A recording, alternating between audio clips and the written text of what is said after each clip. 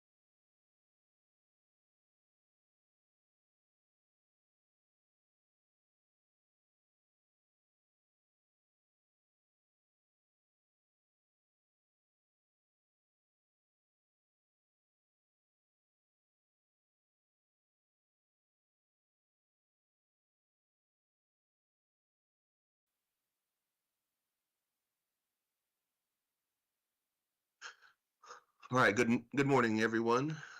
Thank you for meeting this morning at our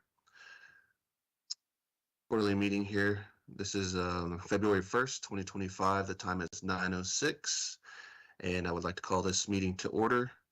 And at this time, I'm going to ask Councilman Butler if you would mind giving the invocation at this time.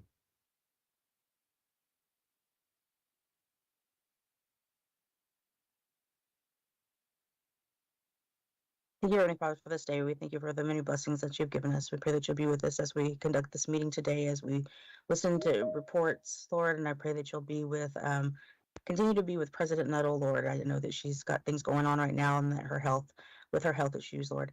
Pray that you'll keep her safe and give her safe travels home. Pray that you'll be with all of our men and women who are in the military, those who are overseas and here at home. Pray that you'll be with all of our elders and those who are in mourning, Lord.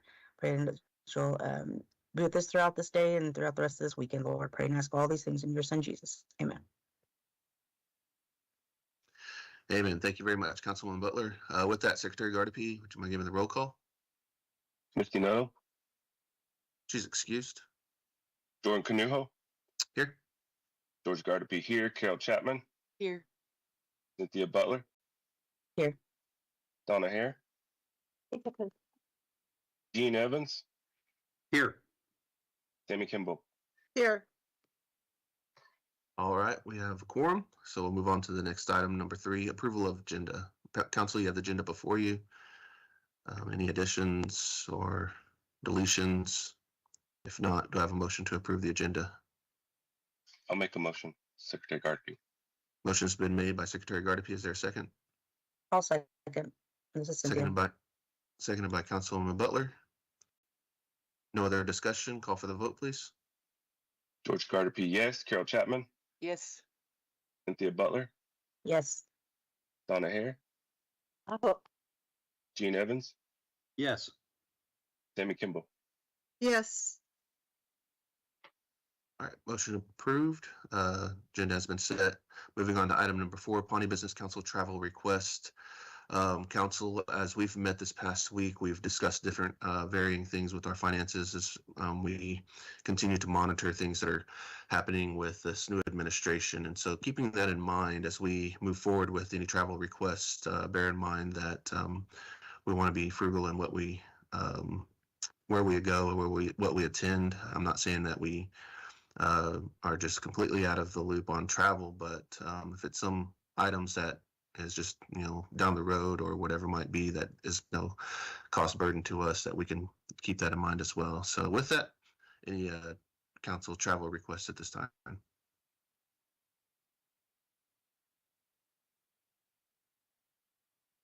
Hearing none.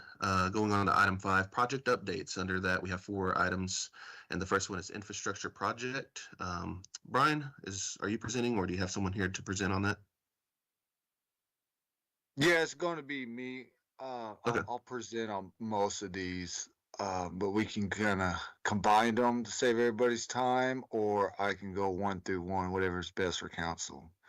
I would say go 1 through 1 just so that we can follow with the agenda, and just offer, Okay. just your summary on those. And then council, if we have any questions on any of those items as we go by one by one, we'll give a break on each item just to address any questions or comments on at that time. So Brian, the floor is yours.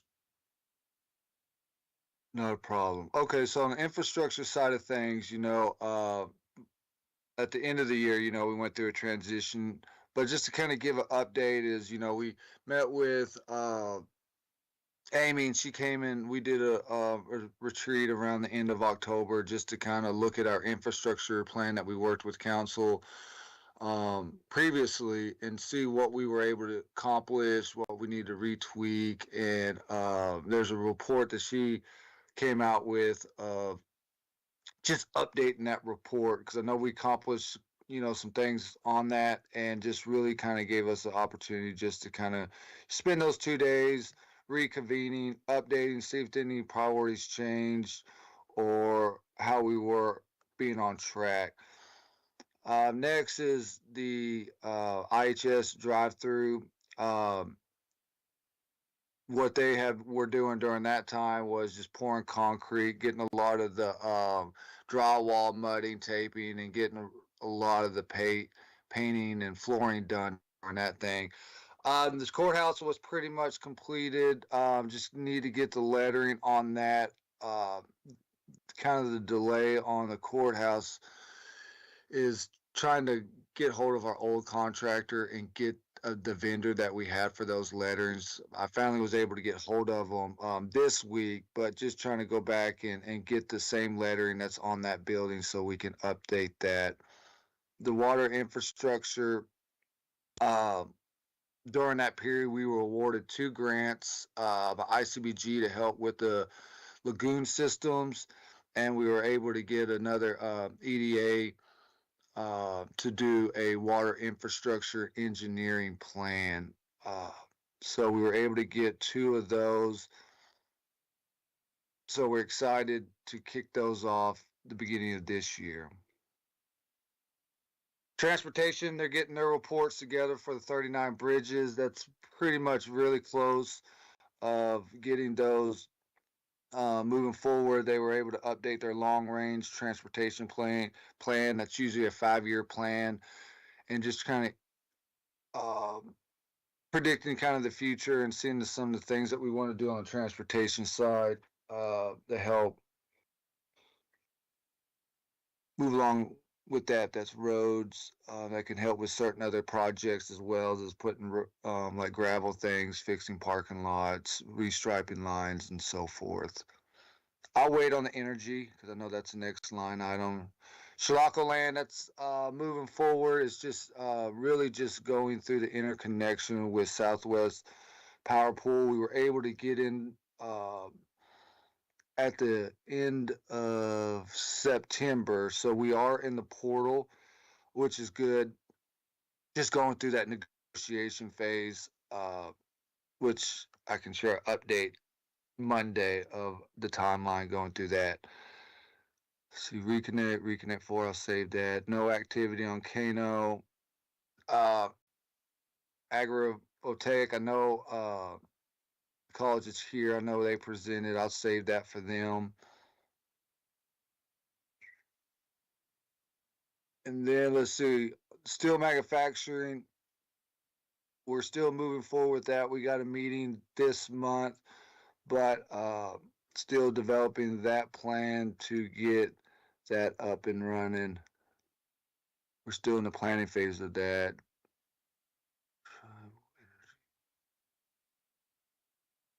Climate.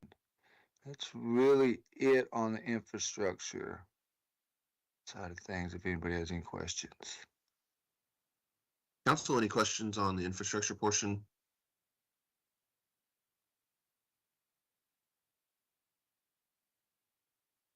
Hearing none, appreciate that, Brian. Moving along to energy project. That one. On the rep, I won't dive too much into it because it might be a little bit of the housing side of things, but that's been moving along real smoothly. Been doing a lot of the sensors installation with a lot of our buildings as well as individual housing to start getting that data. And then diving a little bit deeper into geothermal. We've been meeting with a lot of stakeholders, BLM and BIA and Freedom, to kind of see what that transition looks like, and looking at how that change of ownership with the wells that are on the pasture land. So we've been working with a lot of that and figuring out the process of getting those repurposed for geothermal purposes for the greenhouse. Reconnect 3 and Reconnect 4 been just working a lot with USDA. A lot of it's been on their end of getting all the documentation to them, which we have. It's just waiting on their end to release the funds. That should be coming within the next 30 days, if not sooner.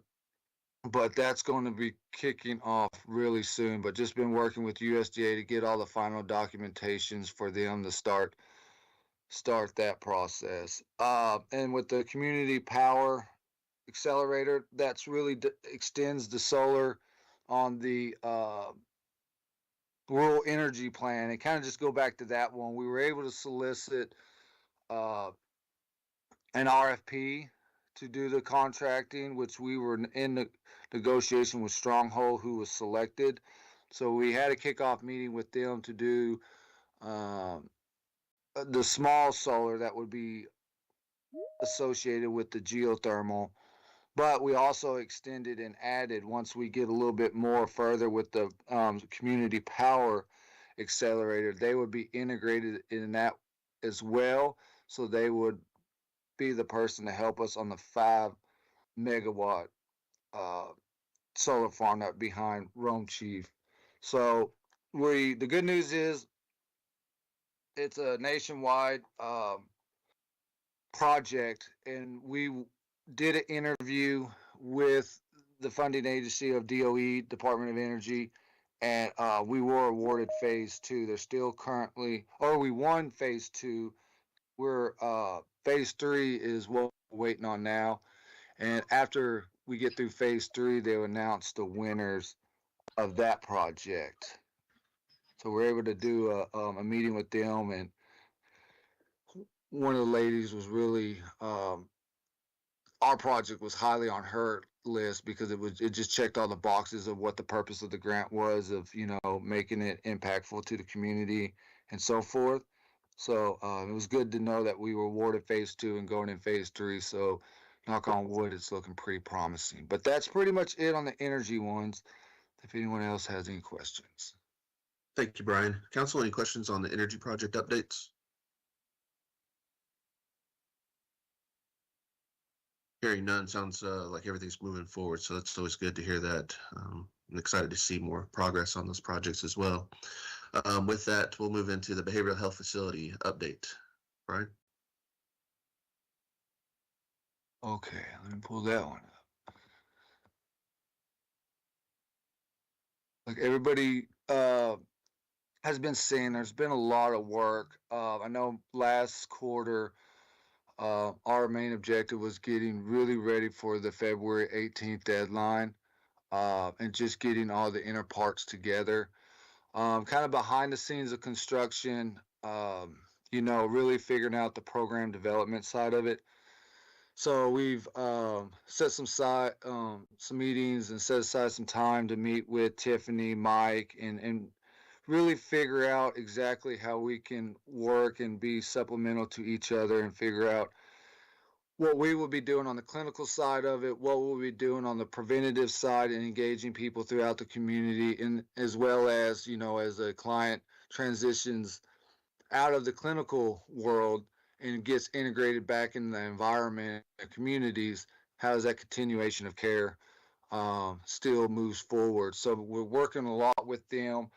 Was able to kind of provide a treatment schedule and still want to partner up not only with Mike but talking to Tiffany about some other programs that could come help and fill some of that treatment plan. So, for example, we can do tobacco cessation, trying to get folks to quit smoking or utilizing tobacco in their day-to-day lives. We can implement cooking classes. We can implement traditional classes as well, talking circles, drum making, and so forth. Um, so just working along and seeing what services we have um, with our programs now, and just integrating some newer things that we would like to go after, if it's through other additional grants or other different partnerships, just to provide. One of the things we're looking at doing is developing concepts of reintegrating life skills with our clients, because some of these individuals might not have those. So just, setting schedules so they can, be really powerful in integrating when they go to work, just traditionally like making sure they're on time and meeting certain objectives. So we'll start with some of those by, integrating like cleaning and things like they will have to do just to kind of meet those objectives, and trying to, learn that type of life skills, as well as like washing clothes and cooking and other mechanisms around that. And then also, we're soliciting a lot of EHR programs, working with IHS, making sure we do our electronic health records. We want to make sure it interfaces with IHS. I think a lot of our clients will be, and that goes back to long-term care. As we have a client that, exits our facility, we look at other realms of care. If that's just a family physician, dental, or so forth, is just making sure we have an interface. So if they send referrals over from their ends or vice versa, that client can have a patient record and just continuing uh, that care. So we selected Lightning Step, so that was good to have. We started working on the branding and logo. We were able to create our logo and have that for the monument sign. And now we're working on the website, as well as the coloring around that.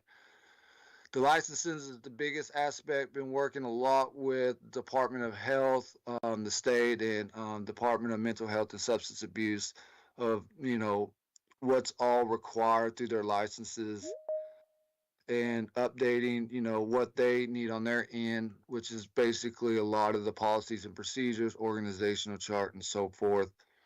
Vendors outside of our scope, looking at lab work, doing testing, doing lending services that will more on the bedding and stuff.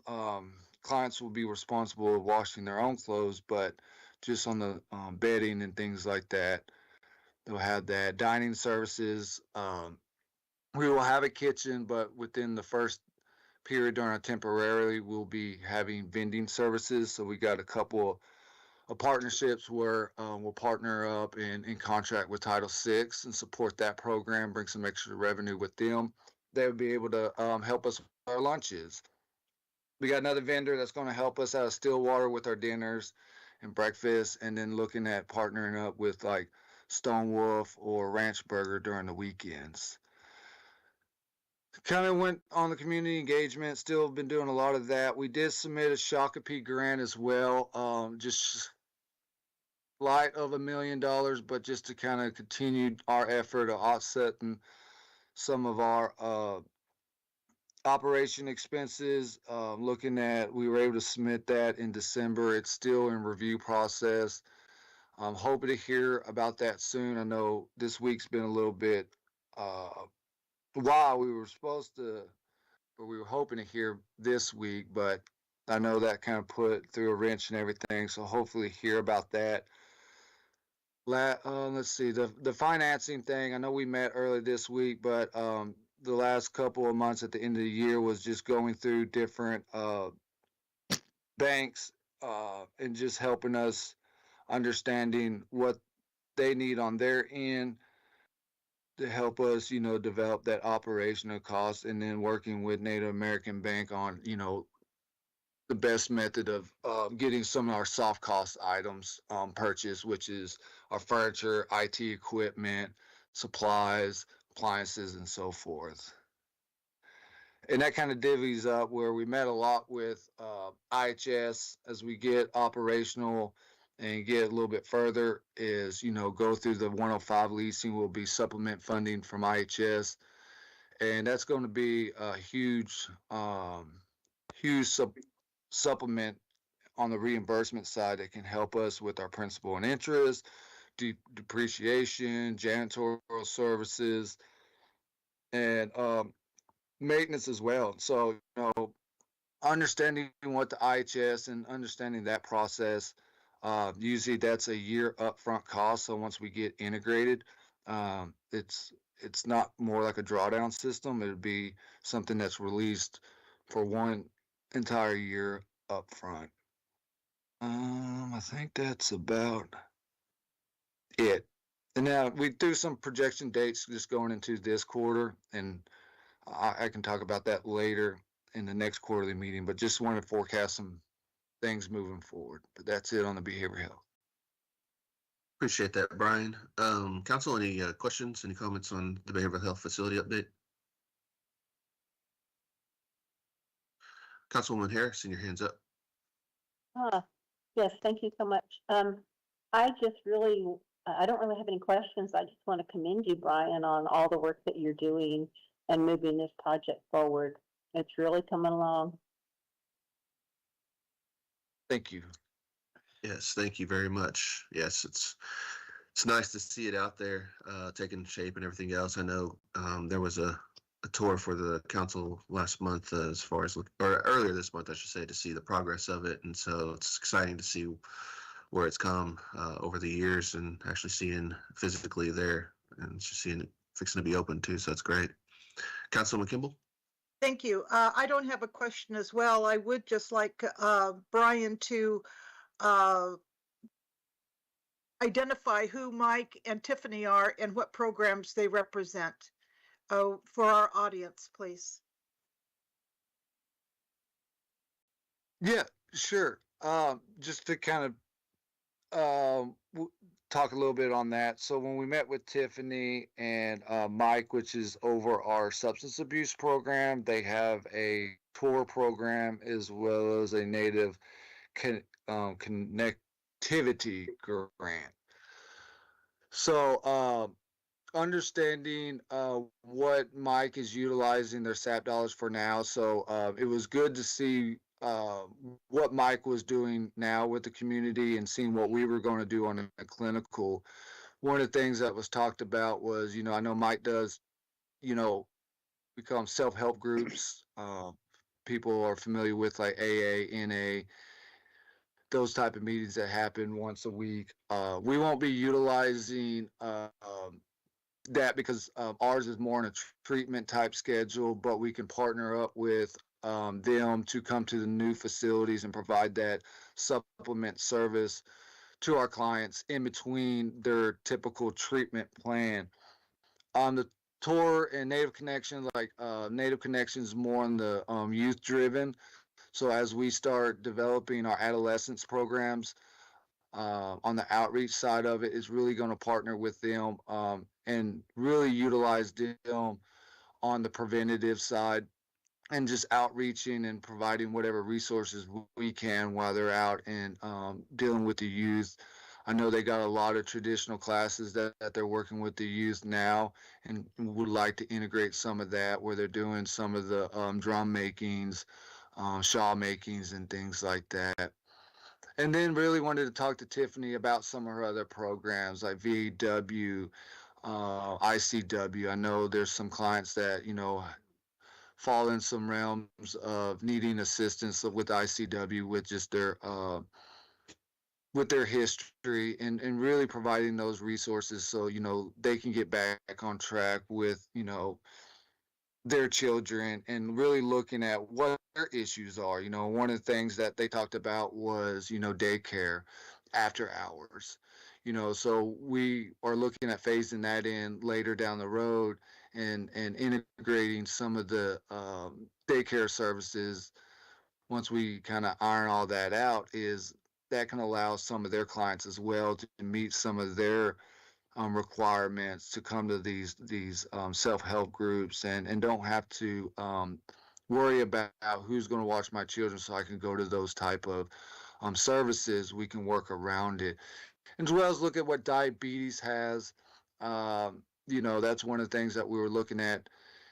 And then how their CHR or SAP programs can also help on the transportation barrier. One of the conversations we wanted to look at is iron out, we can't do transportation on the clinical side of it, but that could be some extra supplement resources where if we release some of their stuff, like for example, the assessment, they currently do assessment, which will take over a little bit of the assessment as a new client is trying to get into treatment. We can relieve some of that where they can kind of help us with the transportation. So those are kind of few, and I mentioned Title VI as well. So and seeing what other programs we can also build upon. And that was kind of like the tobacco cessation and other means as well, which we can start looking at building that out. Thank you, Brian. I just wanted you to identify Michael Ortiz and Tiffany Fritz Nichols. I'm sorry, I went down the wrong rabbit hole. It's good. It's always good information, but to identify them in case we have our citizens that need to reach out to know exactly who to contact. So that's yes, Tiffany Fritz Nichols and Michael Ortiz. Thank you. Thanks, Vice President. Yes, thank you very much, Councilwoman Kimball, for that and for that clarity as well. Appreciate it. Council, any other questions on behavioral health facility update? And I noticed that the behavioral health has posted a couple of job postings. Brian, is there an update on that? Are those postings still open or have those closed? I believe the clinical director is still open. I think the ED one is closing. I believe we had a meeting Friday. I think Chris mentioned in the meeting where he reached out to the incorporators. I can find out for that. I know I haven't been preview that information, but I think there was an email sent out this week to kind of start looking at the ED, and then I think the clinical will follow shortly after. So I would believe that one's still open. Okay, appreciate it. All right. No other questions or comments on the behavioral health facility update. We'll move to item 4 under project updates, which is the tax update project. I believe we have Ms. Mary Mashankashay with us this morning. I appreciate your attendance this morning, Ms. Mashankashay. And if you want to present on this item, the floor will be yours. Good morning. Thank you. It's good to make the meeting this morning. A lot going on. Let me start with hold on.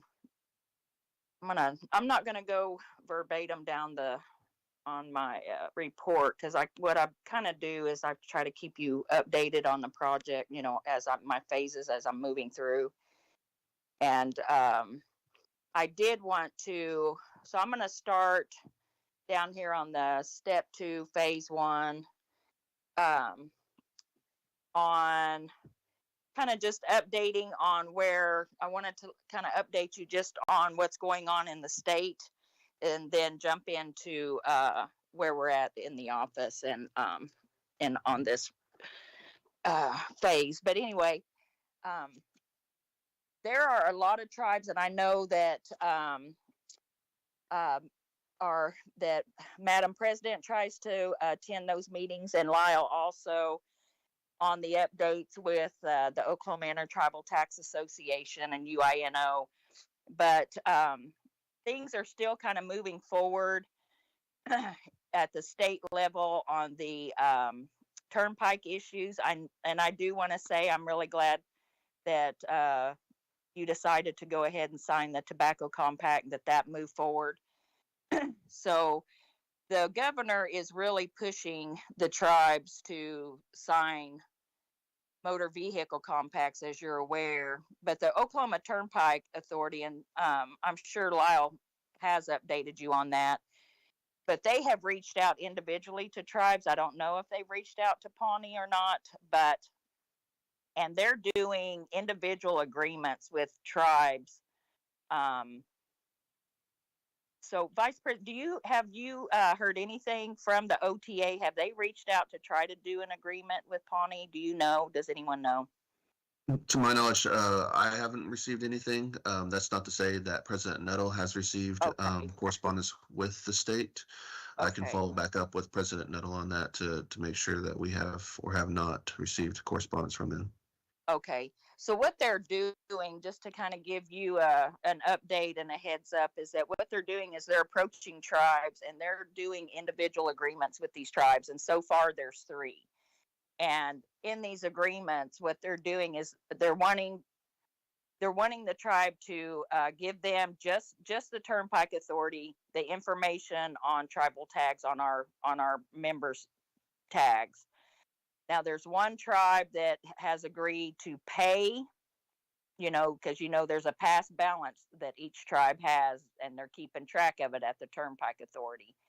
So only one tribe out of the 3 has agreed to pay that and take care of that for their members. The other 2 tribes have not. They in their agreements, they're giving. It's kind of like, the way I'm understanding it, and I've talked to a few other tribes. What they do is there's a communication between the tribe and the Turnpike Authority, and they give them monthly all the information. Once the tribe gives them all of our information on the members who have tags, then every month after that, if there's any new tags or anybody changes a tag number or anything like that, then they report it directly to the Turnpike Authority, and the Turnpike Authority is paying the tribes to do that.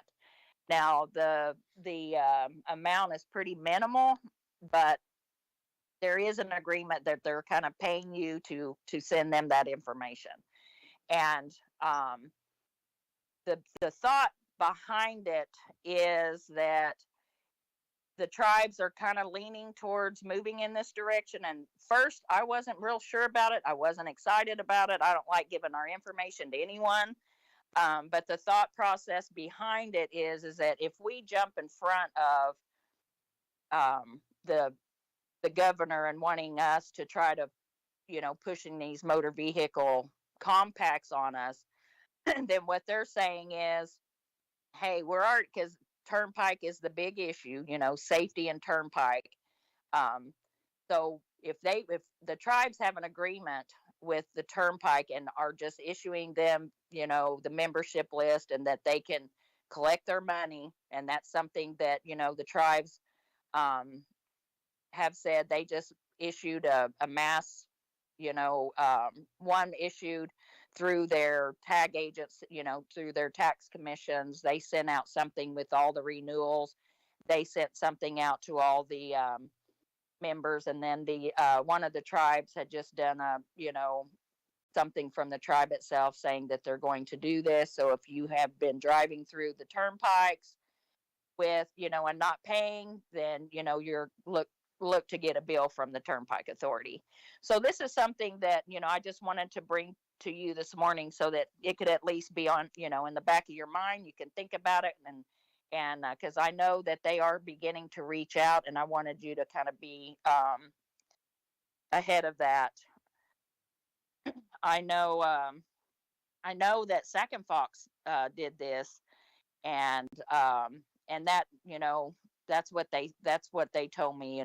They said, we feel like if we jump ahead of it, because no one is wanting to do the motor vehicle compact. I mean, I have not talked to one tribe that is wanting to have a motor vehicle compact. There's no need for it. But the issue that might take the issue of the turnpike and that discussion out. So anyway, I've been working. I didn't make the meeting last time, and I am very sorry. I was traveling, but just to kind of bring you up to date, I've been working with internally there. Went in and worked with the tax manager and the tag agent, and we just worked together internally there.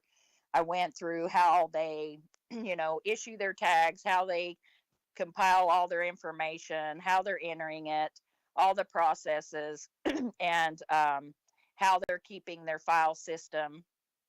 And so I gave them a few things to change to help them be better organized internally and kind of move things ahead.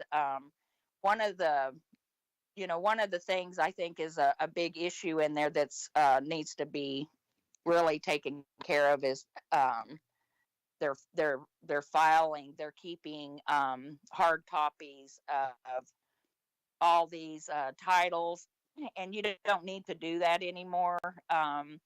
Most tribes are only keeping 2 years that are still keeping hard copies, but the majority of the tribes have went completely, to where you scan all your information in, have it all compiled into your system, and then, shred all of your documents, because there's no need for it. Once you scan it, you have a copy. It's just in your system and not a hard copy.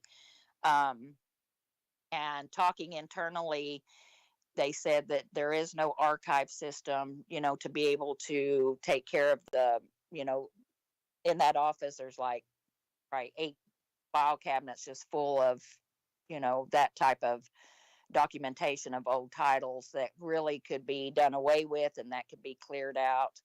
And then the new process just, you have to get into that mode of, you don't need hard paper. Start getting into the mode of putting it into your system, and it's easy access. It's easy for finance. It's easy for the leadership. It should all be readable for everyone. So these types of things are just really going to make a big difference internally to help them get more organized and move things better in their internal process. We did an inventory sheet of all the inventory, that they sell a lot of items in there. So there was not an inventory list of what they had. So I went in there and just did a basic little inventory for the tax manager and the agent, so that they can keep track of what they have, go back and figure out what they paid for it, what they're going to sell it for, how much money they're making on it, when they need to clear things out, just basic merchandising. So since that's really not a big part of tax commission, but because it is in there, it needed to be looked at. So I tried to help them pull that together as well. Also, I've been working with the tax manager on updating the code. You know that our tax code is pretty hasn't been updated in a very long time. We have some codes in there you no longer need. A lot of language that's just kind of archaic and out of date. So I went through and did all my updates and recommendations on the tax code. So we are right now almost there. I met with the acting executive director and tax manager, and we had a really good meeting. Kind of went over the whole code of the updates that need to be done, things that need to be deleted, things that need to be added in, and we kind of really broke it down. So I'm really excited about the fact that by at the end of this, that your tax code is going to be completely up to date. It's going to be where it needs to be. The language, all the taxes. I've also spoke to the acting executive director and tax manager about a couple of taxes that I'm writing to present to be able to add onto the code that will help reach out your authority and taxation with a use tax, a property tax, a land occupation tax, because you've got things, projects that you're looking at for the future. And I think these will also help you be able to start generating revenue and bringing money into your general fund to help, provide services. So there's a lot of good things going on. We are working. When you're trying to pull all of this together, it's a lot, but it's coming together. I'm excited about what I'm seeing. I also met with the Tarot director and his compliance officer. We had a really good meeting.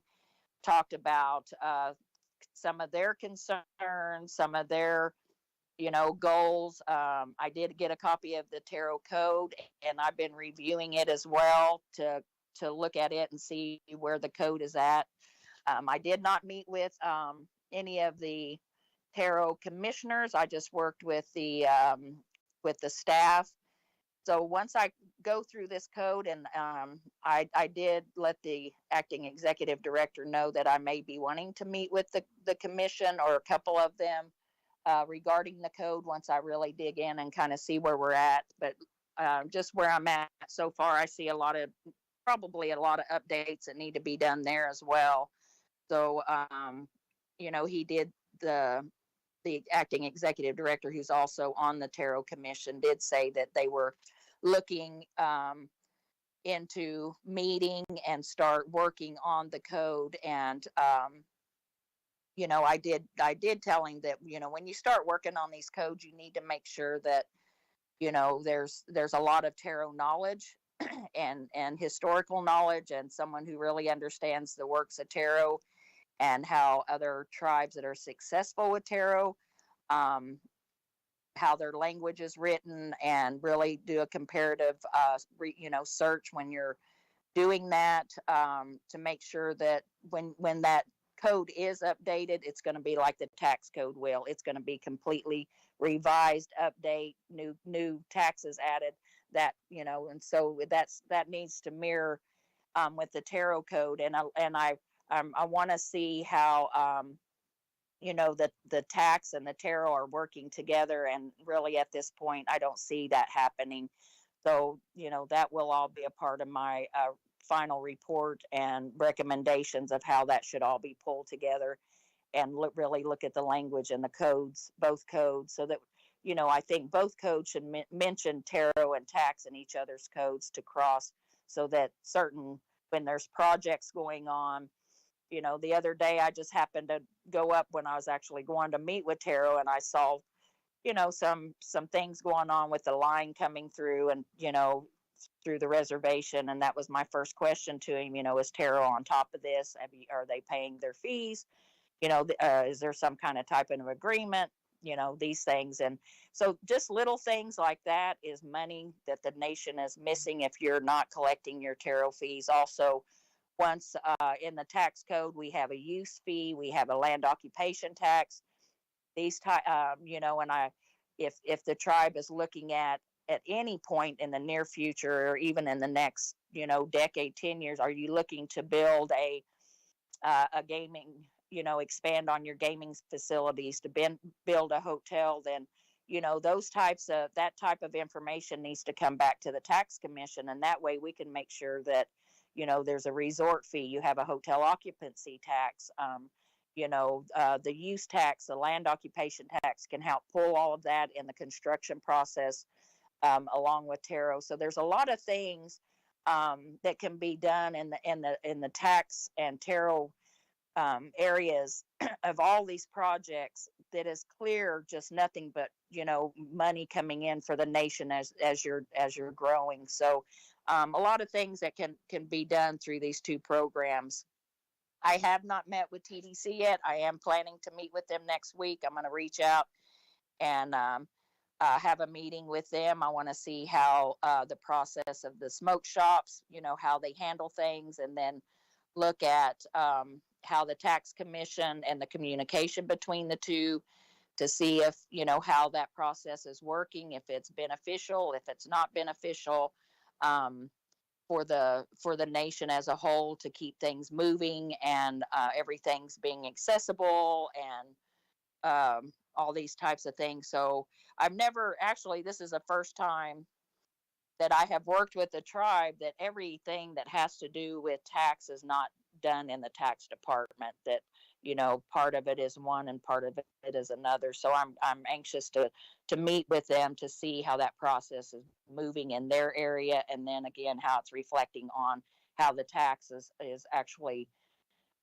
moving ahead, and then how the tax commission, once everything is put back together, if that's the wishes of the leadership, how that's all going to pull together and then move forward in the future to start having communication and moving things forward and being on top of projects, so that you never miss, the nation as leadership, you never miss an opportunity to collect a fee or a tax on anything that's going on. That's the revenue that can be brought in is just, it's too important. So right now, that is kind of where I am at. What I want to do is try to finalize all these three departments, put together the chain of commands, or just how the process is moving through there and how it's flowing up, where it should go, how it should go to the executive director, and then on to leadership. And then I want to, I'm hoping, I'm trying to work out a schedule now and put together a training program. I would like to pull in PBC to do a training, maybe a half-day training before I complete in May. I want to do a training with you on just a basic tax 101, how we pull things together, kind of give you an update on all the national issues, because I'm also chair of the National Tax Alliance. So there's a lot of things going on in Indian country as well, in the tax realm of things, that could really trickle down into our nation, into Pawnee Nation, and how we can these opportunities and challenges that we're going to look at ahead. So I'm looking forward to having that, and then of course just do a training with you and an update with you on how things are working together and how tax should be working, and these programs to really truly benefit the nation as a whole, for the people. And then I will do a training also with tax and taro. I want to work with them and just do a training on opportunities, how they should work together, communication, keeping track of their code updates as they need, and keeping all of that moving and teach, try to train them how to work together. Because you get in these programs, and I understand that taxes doing their job, Taro's doing their job, but if we work together, continuously and just in communication, it's only going to benefit the nation as a whole. And I know as leadership, you probably say this over and over to your programs, but communication is key. We've got to communicate, we got to work together and pull all of these things together so that we can move forward. So with all of that, once again, I appreciate you having me. It's exciting to be able to work with Pawnee, with my own people, to help pull this all together. There has been a lot of work, but that's only gonna I really see a lot of good things coming if, once we pull it together and they use that, they utilize it, all the things that we're gonna present, all the training and all the opportunities. I think, the next fiscal year should just be really, you should see a big difference in your revenue if they start reaching out and doing these things. So thank you. Yes, thank you very much, Ms. Mashunkashay. Council, any questions, any comments to the report for tax update?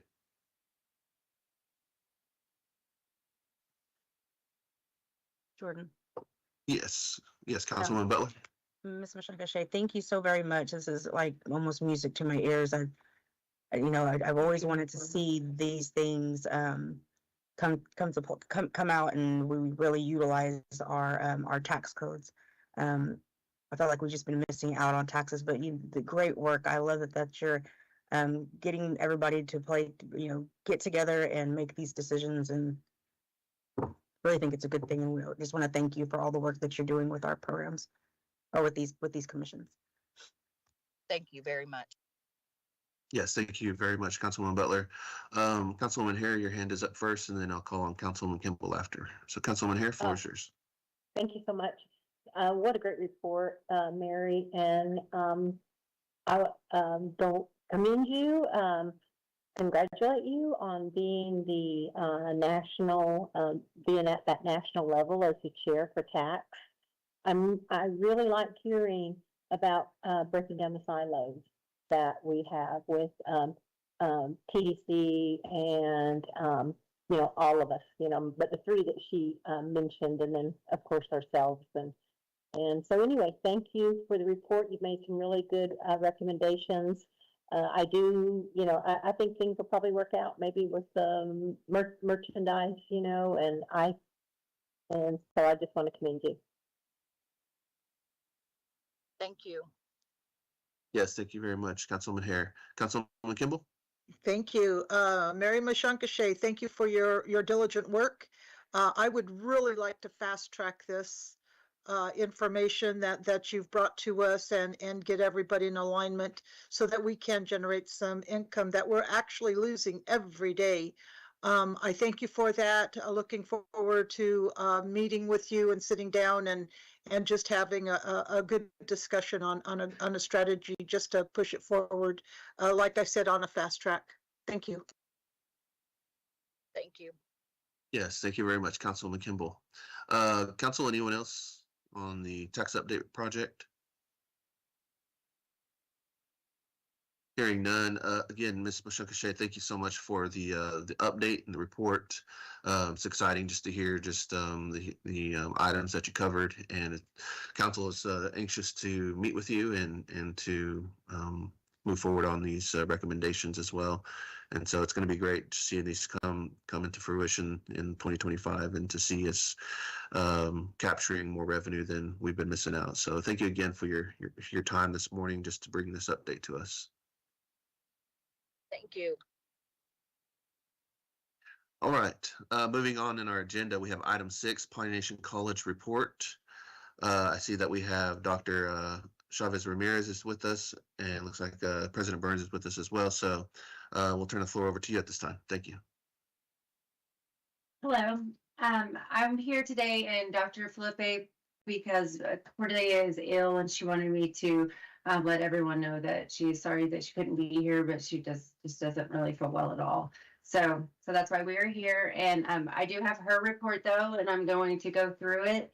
And then if you have any questions, just let me know. And then also Felipe is going to talk about some things that he's doing that's in this report.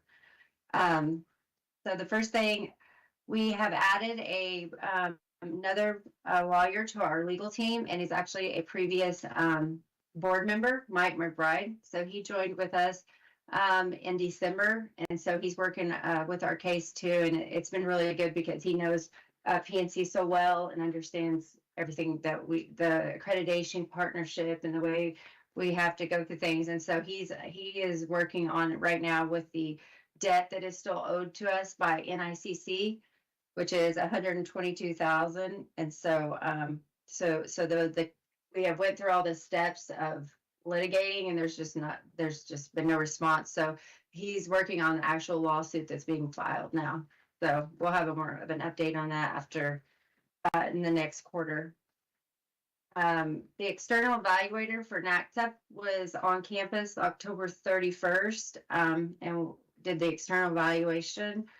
And we did really well with that. And we're working actually on the NACTEP application for the next project. It's already out and it's due March 10th. It's actually going to be an overlap. It's never happened before. So if we get funded, our year 5 will overlap with a year 1. So it's kind of exciting. So we're working on that. It's due March 10th. We're also, I started working on implementing our fundraising campaign at the end of the year, and we started with the end of the year donation request letters that went out. We did get some donations. In fact, we got a $20,000 donation, and Felipe will talk more about that in a little bit. And we got several scholarship donations, and we've been approved by AmeriCorps for a 1-year assignment for a fundraising campaign coordinator that will start in March or April, as soon as the funding comes in with AmeriCorps. We're pretty excited about that. We've been able to set up a donation link that's going to be linked right to our new website, so they can go right in and donate from our webpage. And then we've also set up a Stripe account and a PayPal where there's different options for people to donate. And so it's been really nice, been good to be able to offer options, and now also for them to just be able to see it on the website and be able to do it from there.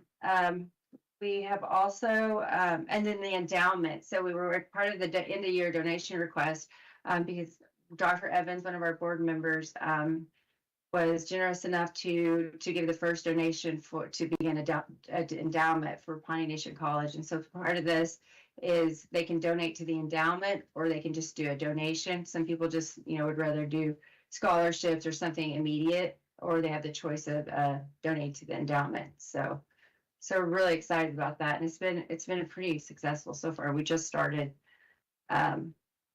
Also, we have been meeting with TCC. As you know, they're going to be our accrediting partner, and we met with HLC on January 17th in a joint meeting, and it went really well. We were assigned a liaison. They have a liaison, and so they were both present, and then we had several people from TCC on the administration team, and we were there, and it went well. We did learn that in order for us to start classes, we have to be approved location. And since TCC already has 6 campuses, once you have 3, then it's a very, very fast approval process. They're already approved to have another campus. We just have to get some certain documents in with it. So since the meeting, we've been working on the HLC institutional data form and also the HLC application for membership. And we've completed it, and they have a draft. They received a draft yesterday. They are going to be here Monday, and they're going to come. This is the first time they'll actually be on PNC campus, so they're pretty excited. They're doing a tour. We're reviewing the HLC institutional data form, the HLC application for membership. We're setting the timelines, and then we're going to be able to that's what we're waiting on, to finalize the contractual agreement. So after Monday and all the changes we make, it'll go to both legal teams for review, and then we'll be able to sign it hopefully, in the next week or two. So that's the hope for that. And everything's going really well. We have a new website. It'll be live February 17th. It's already up. but some of the content that's not there yet is because of the TCC and PNC partnership. You know, getting all the processes and all the content that lines up with them, because we'll follow their guidelines as for admissions and faculty, student services. So that is why they're on some of the pages, the content's not there, but it'll be live on February 17th, because we feel like we can get everything we need, you know, next week after Monday's meeting.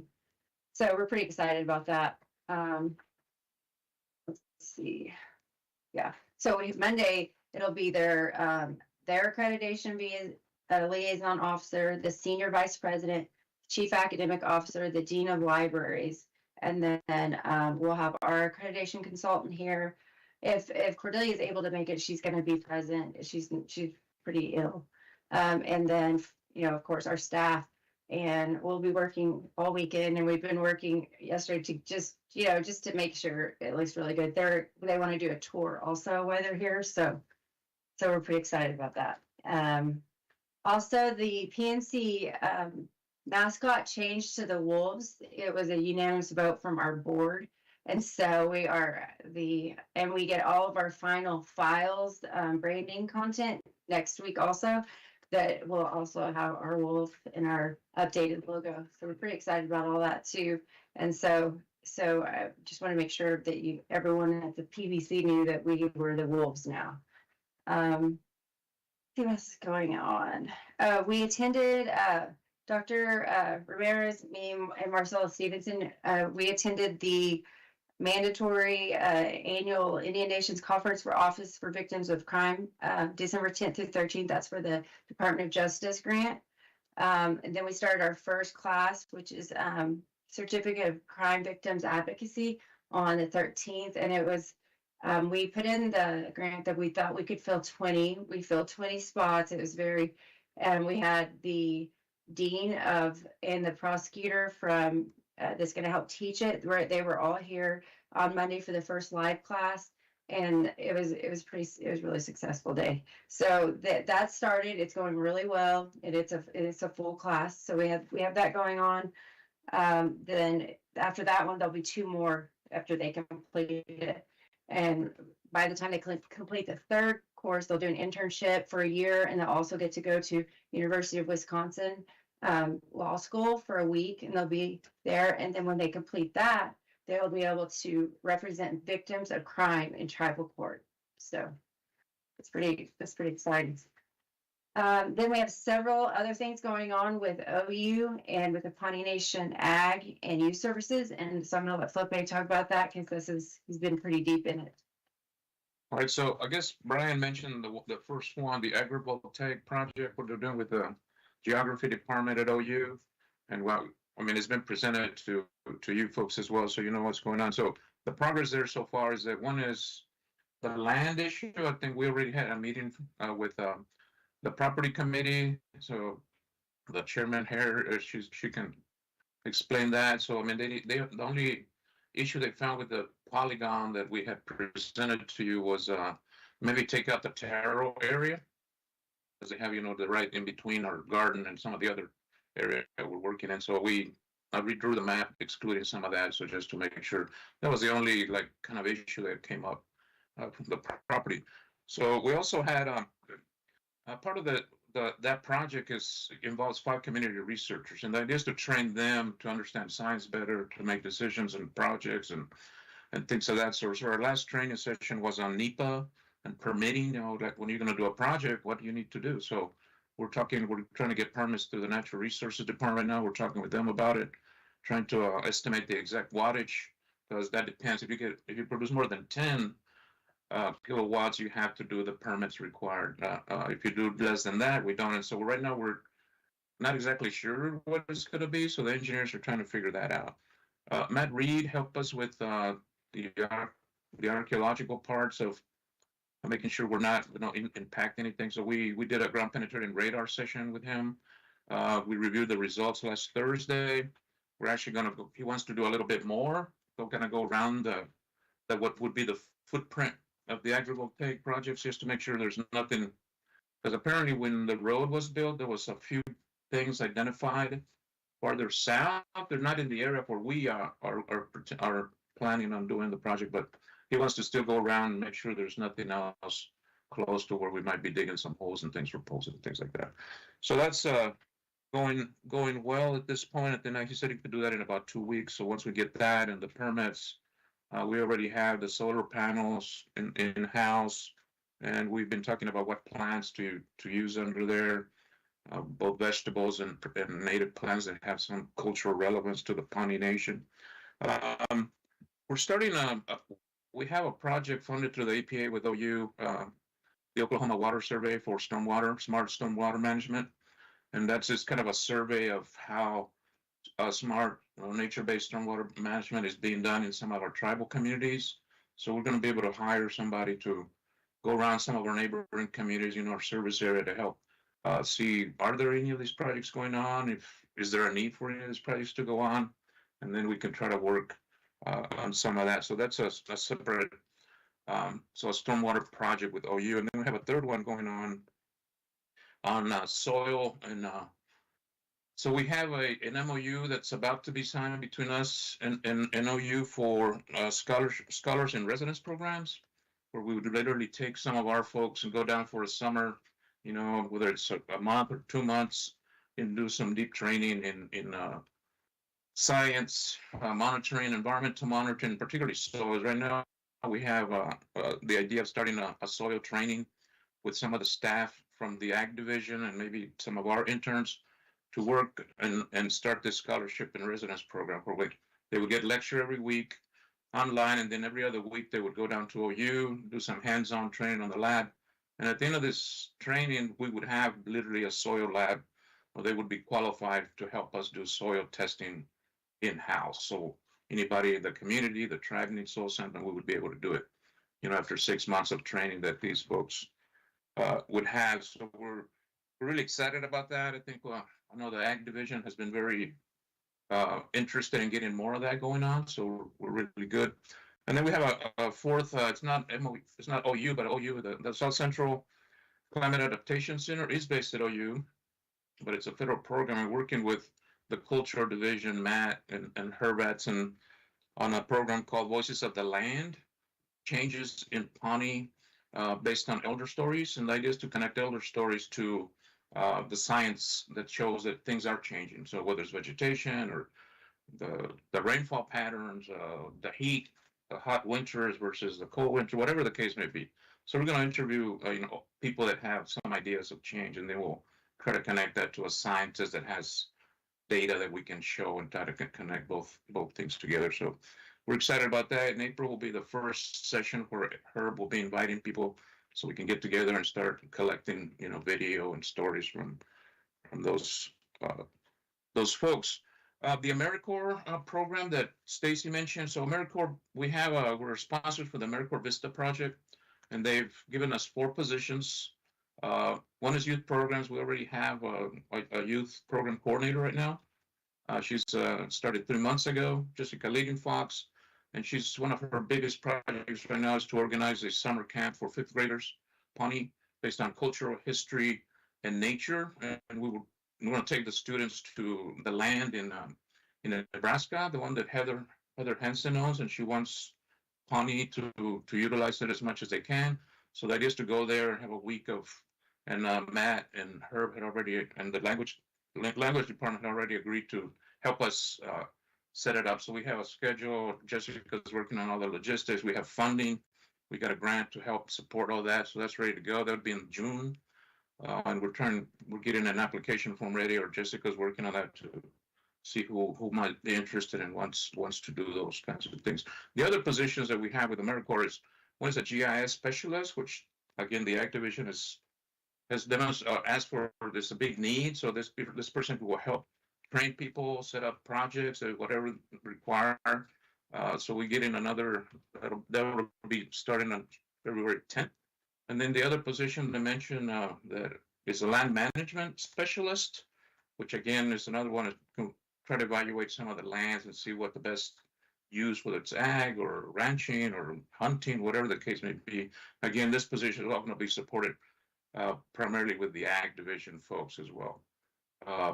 And then the last one is the one that's going to work directly with us for just fundraising and campaigning. So So this AmeriCorps project is a way to bring in people that we don't have to pay for, but we supervise them. And so the youth programs and the land management position are technically overseen by, Sonny Evans at the Ag Division. So this, even though we have them housed in our place, the idea is that they support community projects and and other activities that might be required. So we're kind of excited about the GIS position.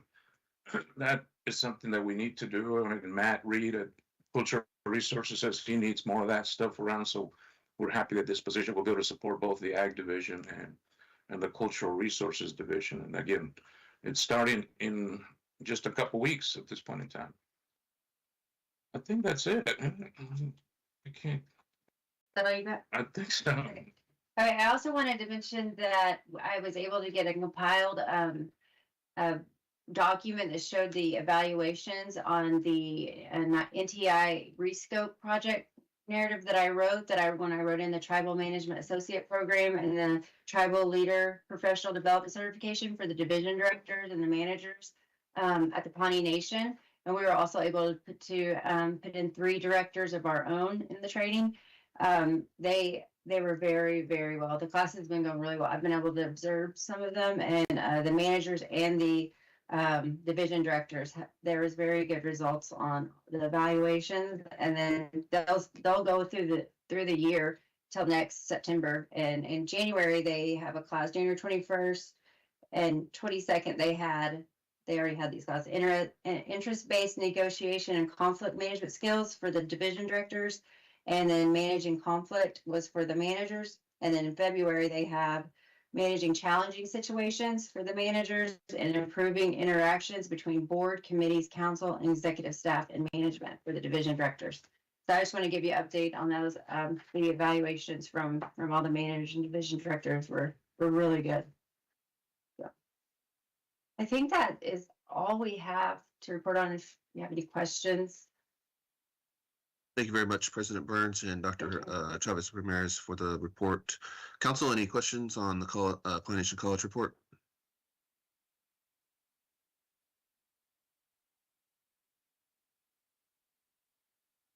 Councilman here.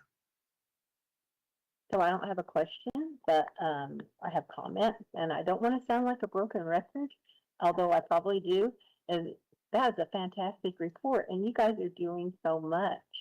And so it's so good to hear. I've heard feedback from some of your students, and they love it. And so I'm glad it was, I'm glad it was set up. And so keep up the great work. Thank you. Yes, thank you very much, Councilwoman Hare. Councilman Evans?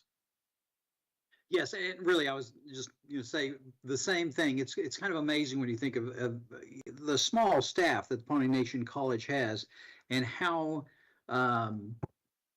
you're able to get all of this done. It's just amazing. And I think there's, pretty huge benefit to not just the Pawnee Nation College, but to, to the Pawnee Nation, and great work with the AmeriCorps stuff. So thank you. Thank you. Thank you very much, Councilman Evans. Any other council have any questions or comments?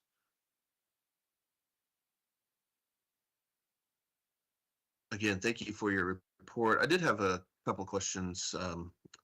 Again, thank you for the report that you had. It sounds like a lot's happening at the college. One would be as you're aware, with this new administration, certain things are happening. One was this past week, they put a pause on federal funding just for the day, but I mean, still, we don't know exactly the uncertainty of certain things that this administration is going to continue moving forward. One comment that I heard from President Trump, I can't remember if it was after the election or before, but anyways, he had mentioned about doing away with the Department of Education. I don't know how much that could actually happen, but he has demonstrated that he's definitely making more strides than in his first term to do a lot more of, I guess, efficiency in the existing government. I know that the college relies upon the grants from the federal government, whether that's through NACTEP, whether it's at NTIA, the Department of Justice funding, and various other grants that come throughout the year. So I was just kind of curious as far as the college, how are you poised to be able to weather some of those disruptions? Will that affect anything with classes or certifications or anything that the students are going to be going through throughout these semesters coming forward? Well, with the Department of Education, the NACTEP grant, we were actually already allocated year 5 because we were in good standing, had good reports, and I think this was done before the new administration, and I think that's why they did that, because of possibilities of that. But we were in good standing. We had all our good, all our reports in, and we didn't have carryover. So in any of the project years, so we have already been allocated year 4 and year 5. So that's good for that one. And so far, I'm working with Keith Weber, and he gets a lot of the federal. He knew of things before I did on the pause, and he doesn't think there's going to be any changes on the new NACTEP invite. He doesn't think that we'll see anything. He's keeping up with it, so it's definitely something. We had Department of Justice. They actually are the only grant that sent an email out that said, do not draw down any funds. The rest were just like, this is what's going on. But then they rescinded the next day. And that one doesn't pay, as much as the others did. But that was the only one that was kind of acting like that, that we may not have drawdowns anymore. But they resent a letter and all types of things saying, you could do it, continue on with business. So that's it. We didn't get anything else from the NTIA or we actually got out of nowhere. I was just telling him when I got here, I got an update from our CFO.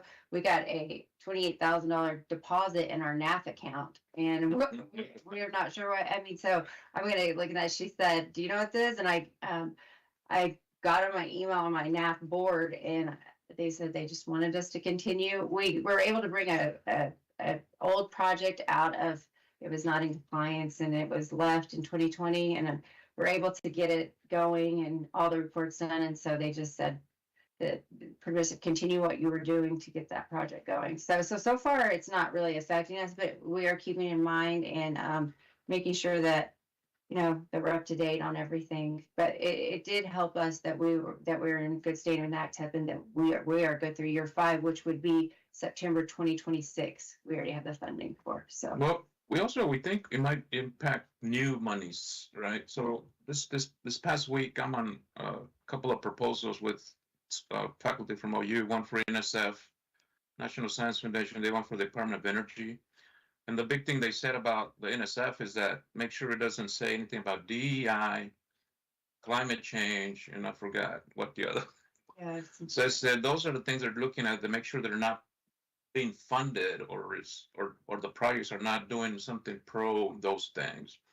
And so at least from the National Science Foundation, that's kind of the guidance that we got, and actually got an extra week to finish the project because of potential changes that might need it. We didn't have to change because we didn't have that in our particular grant, but other people might have had it that. So that there seems to be that might be the thing that we need to go around somehow. I don't know if tribes are going to be part of the DEI issues or not. So yeah, it's kind of concerning at the moment what might be coming down the pipeline.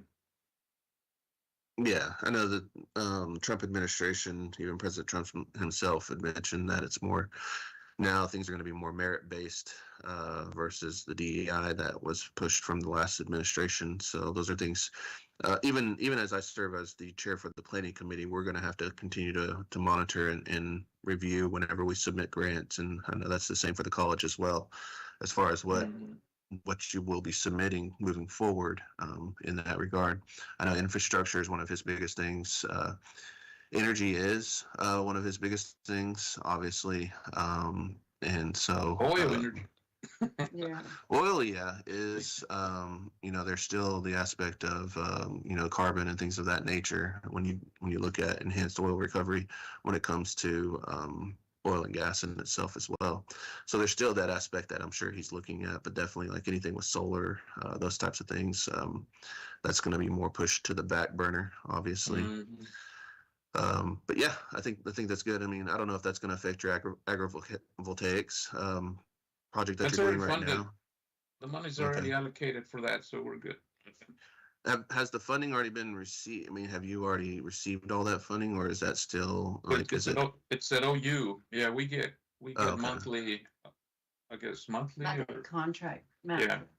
So we get money Okay. from OU. OU already has that. That project's already a year old, so it's already granted. Allocated.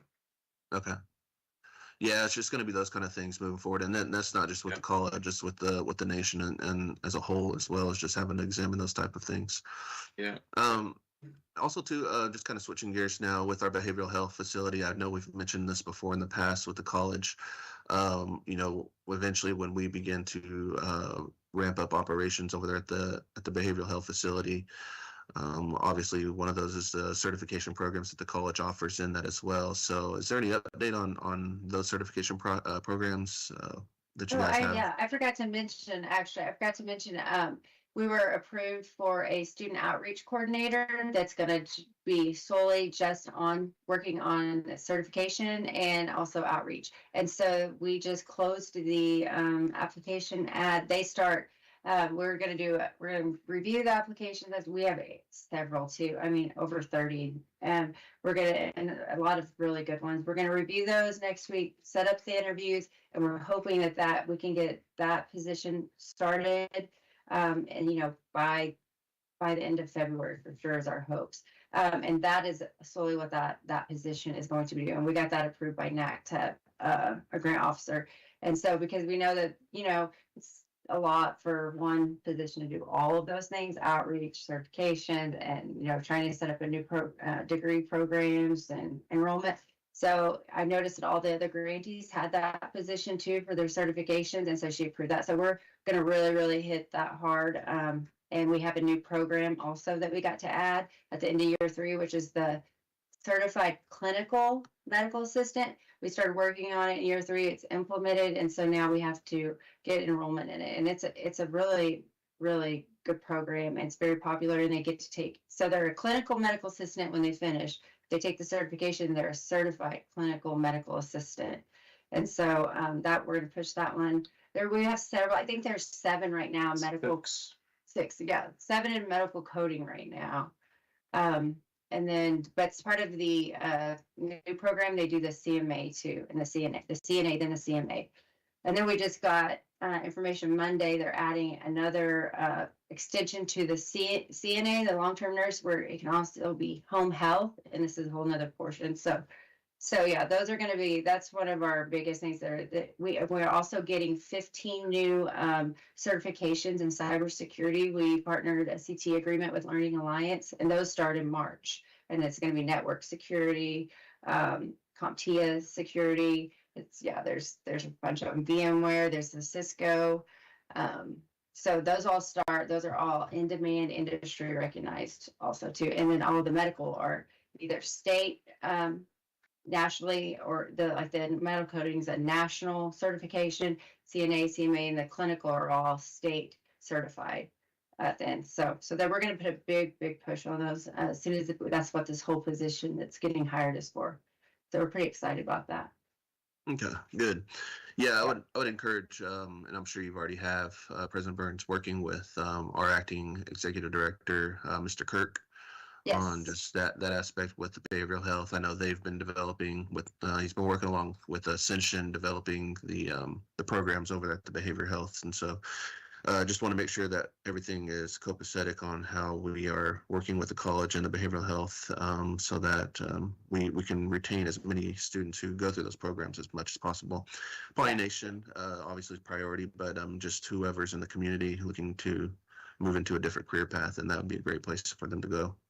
Yes, I'll get a hold of Brian next week. I know he's busy. I've been busy, but yes, I want to connect on that, and I also will introduce him to our new position also when that starts to, just so he can kind of keep them aware of what positions are needed there, what's not filled. Okay. I appreciate that. So Brian, just look for that outreach next week from President Burns. Other than that, council, does anybody have any other questions or comments from college? Hearing none, thank you again, President Burns, Dr. Chavez. Thank you. Thank you. Thank you. Yep, thank you. All right, council, moving along, we have item number 7, which is Pawnee Nation Housing Authority report. Councilwoman Butler, I would assume you're going to present on that. Yes. Floor is yours. Thank you. The Housing Authority has been doing just regular monthly. Actually, we're just continuing with activities. We do monthly filter changes. We do quarterly but pest control sprays, and we do quarterly. What do you call it? Sorry, I lost my train of thought. um, Anyways, we're just continuing with activities. It's and we do have some things that the commissioners had in the last quarter that they made some revisions to some policies, and I think this was the pet policy, which just kind of goes in line with the city ordinance. There's a city ordinance that requires all pets in the city to be registered with them. It's a $5 registration. They just give you a little tag to put on their collar. And whenever your dog or cat is at large and they catch them, then you don't have to pay all these fines. They know who that pet belongs to. So we have a $200 pet fee, which is non-refundable. That's just because we have to go in after those people leave and clean up the messes that the pets had, any damage and stuff that the pets have done. So they made some revisions to that to kind of fall in line with city ordinances. There was a revised document in their policy, which was the drug-free, smoke-free, and weapon-free policy. This policy pretty much, it was just the assessment fees. We're having an issue with, we're smoke-free, and some of our tenants are smoking the medical marijuana in their homes.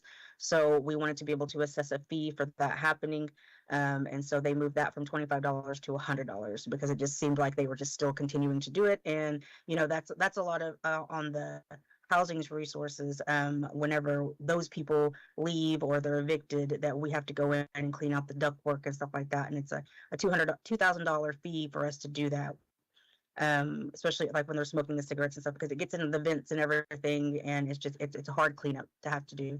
So they made that a little bit higher. We didn't want to make it too steep, but it has had its effect for them to pay and to stop smoking in the homes. And that's a HUD rule. We just can't have the smoking in there. So because it does cost a lot because it gets in. And I know one of our homes that we had a resident who smoked every day, and it was in the walls. So we had to take off the sheetrock and replace all of that and do a lot of other things because the tobacco just gets into the walls and stuff. So that's some of the things that the commission we're working on. We did do some renovations to some of our non-Nahasda homes, which are in that quarter we were just starting. We started with 3. And this quarter we're actually moving people in. So all of our homes have residents. As of this quarter, we also are working on 2 more units down in Eagle Chief, and then they will be opened and probably at the end of this quarter for residents to move in. Our energy coordinator with the Rural Energy Pilot Project program, he's continuing on through phase 2 and moving into phase 3. He has a virtual meeting on February 6th, and that's going to be with the participants and the clients that are doing the sensor program. And so we're calling them energy champions. And so he's done a lot of promotional things, and he's getting things out on his Facebook site and on our website. And we been sending emails and corresponding with the clients who are part of the sensor program. We do have about 25 to 30 sensors already installed. And they log you into an app on your phone, and you're able to see where the energy where your energy is going. I have it on mine. I was one of the first ones because they wanted to do a test run with one of the homes, and so they did the home here, and it's crazy to see how long your HVAC runs, and then you can adjust it from your phone on your HVAC, because mine, since it's been cold, I run my my HVAC probably a lot of the time, keep it on 75. But I was able to see, and it also tells you how much energy you're paying for, like per minute, per hour. A lot of that data that they'll be bringing in to see, I don't know how they're going to use that data. That's part of that program, that grant that they got. So they know what they're looking at. I'm just looking at when do I need to turn my heat down during the day when I'm not home. So it's a really good resource to be able to see where your energy is going, and it does it by room. So they hook these sensors up to your electrical boxes, and it does it by by room in your electrical box. So you know which rooms are bringing the energy, which ones, maybe there's something plugged up somewhere that, you know, you haven't been in that room and there's something plugged up, you can just go unplug it and then it'll take care of it. So that's what's going on there. They sent out some postcard mail outs this past quarter to get some more participants. We have 160 sensors, I think, within the grant, and we have, I think, 90. The last time I checked, it was about 92 participants. So we're still looking for participants just in the Pawnee area, which is actually jurisdictional. So anybody in Skeety or part of Yale, all those other places that you can still sign up and be a part of this program. They also do the thermostats, and that's another app that you can put on your phone, and you can make thermostat adjustments by your phone wherever you're at. I'm not going to go into the energy parts. I don't know very much about that, but they're still working on the geothermal well conversion. I know they talk about that in their weekly meetings. The solar updates, they also are still doing that, and the other components that come along with the grant. The commissioners did sign a contract with C Renewal, which is Miss Amy Wilson. I know you guys are all familiar with her. She will be working with the commission on a planning and development plan for building housing. The housing authority has three lots of land, 3 properties that they would like to build on. One of the biggest need, and I think I mentioned this in every quarterly meeting, but one of the biggest need, and it's still rising, is 1-bedroom apartments. We have a lot of elders who are moving into the community. We have a lot of who are tribal members, and we have a lot of single couples who are moving into the community, and we don't have hardly any 1-bedroom apartments to place them in, or even 2-bedroom apartments. So that's probably going to be one of the highest needs in our community. We have about 10 to 15 people on our waiting list waiting for 1-bedroom apartments or homes. So that's one of the things that they will be looking at. The commission starts their planning process, and they'll be doing an strategic planning starting Monday. They have a workshop Monday, Tuesday, and Wednesday with Miss Wilson and her team, and they will be looking at strategic planning and what they want to do with these properties. We have the 14 acres out on south of town, and there is a lot right there up on the hill on 3rd Street. And then we have some lots that have been just nothing's on them right now up there by Hawthorne Street, which is up by the water tower and the new Elders complex duplexes. So those are the 3 areas that they'll be looking at. Those are the 3 things that they'll be looking at, trying to get some housing in this community. They'll be making decisions on, it'll just depend on the funding, where the funding is coming from and where it's going, the funding sources are coming from, whether they will be low income or not low income. So they want to do a mixture of all 3 of the programs that we have, which is low income, we call them that's NAHASDA. The non-NAHASDA is those who don't meet the income guidelines, and then we have home ownership. So they want to focus on all 3 of those just because of the community needs. The other things that we're just moving forward with all of our IHP, which is the Indian Housing Plan, which you guys get to see every year. Moving forward with those programs and everything. Some of the upcoming things.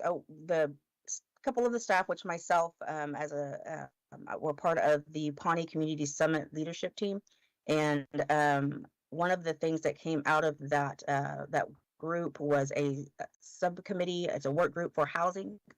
And one of the things that this group, they're worried about economic development. They're worried about concerns and issues within the community, and how do we build that up? I know several of our council members are on that committee as well. One of the subcommittees was housing subcommittee. So they wanted us to have some discussions on how we go forward with housing. And so one of the things that came out of the work group, which included a couple of our commissioners, myself, Miss Linda, and then members of the community who are landlords. I know a couple of their city council members were on this committee as well. And one of the things that we saw was that there are no housing codes or residential codes here in the city of Pawnee. Nothing to keep landlords, because we do have several slumlords, people who don't take care of their facilities, and they're still renting those homes. And I know that whenever George worked for the housing authority, himself and Linda went to the city council and asked for codes to be developed. And this was maybe 3 or 4 years ago whenever they made that request, and it's been this long until something has actually happened. So what come out of that committee, at the end of December, we met probably about 4 or 5 times. And what came out of this committee is that we developed those codes to send to the city council. So I emailed that to the mayor, and now it's on the city council to review, create some programs, some job descriptions, and develop the funding to start enforcing code. And then the city council will have to approve it. So that's one of the things that came out of that committee. And the housing authority was a big part of that, because, you know, we were able to give our input as well, because we do have BIA lands, and we do rely on the city also, because they patrol our additions. They patrol, and whenever we call, we don't get the luxury of calling our tribal police, which, you know, some people do want the tribal police to come whenever they have a call, but our city police takes care, and they patrol our properties. So with that said, that was completed, and that was sent on to the city. So we'll wait to see if when they decide to pass those, and what recommendations they have for those codes. So that was part of one of the relationships that we had mentioned in here, since we're a big vital part of that. Training and travel. Two of our commissioners went to the National American Indian Housing Council Legal Symposium. They had breakout sessions to talk about HUD funding, monitoring and enforcement processes, teamwork and determination, developing housing on limited no-HOSTA funds, and then ethical governance for housing authority board members. They had, I think that was done in December. And then in our report, we have our financials. If you want to go look at those, it's just what was done in that quarter, and a little bit throughout. Actually, I think this was our year end, because in Q4, we started our new fiscal year, which would have been October 1st. So, are there any questions? All right, thank you very much, Councilwoman Butler, for the report from the housing. I see Councilwoman Kimball's hand is up. I'll recognize you. Yeah, thanks for that comprehensive report, Cynthia. I just would like to know how many, what programs you have available for our tribal members, be it jurisdictional or non-jurisdictional. How many houses are available right now for tribal members if they indeed need housing? Those are my concerns. Mm-hmm. Thank you. Okay. All of our programs are jurisdictional because it's all grant funding. So, and they're all based on income. So we have an emergency assistance fund. And I will say this, just right off the bat, with all the things that are coming down, you know, the commissioners met yesterday and to work on a contingency plan for housing, because HUD is one of the programs one of the agencies that was highly affected by the freeze.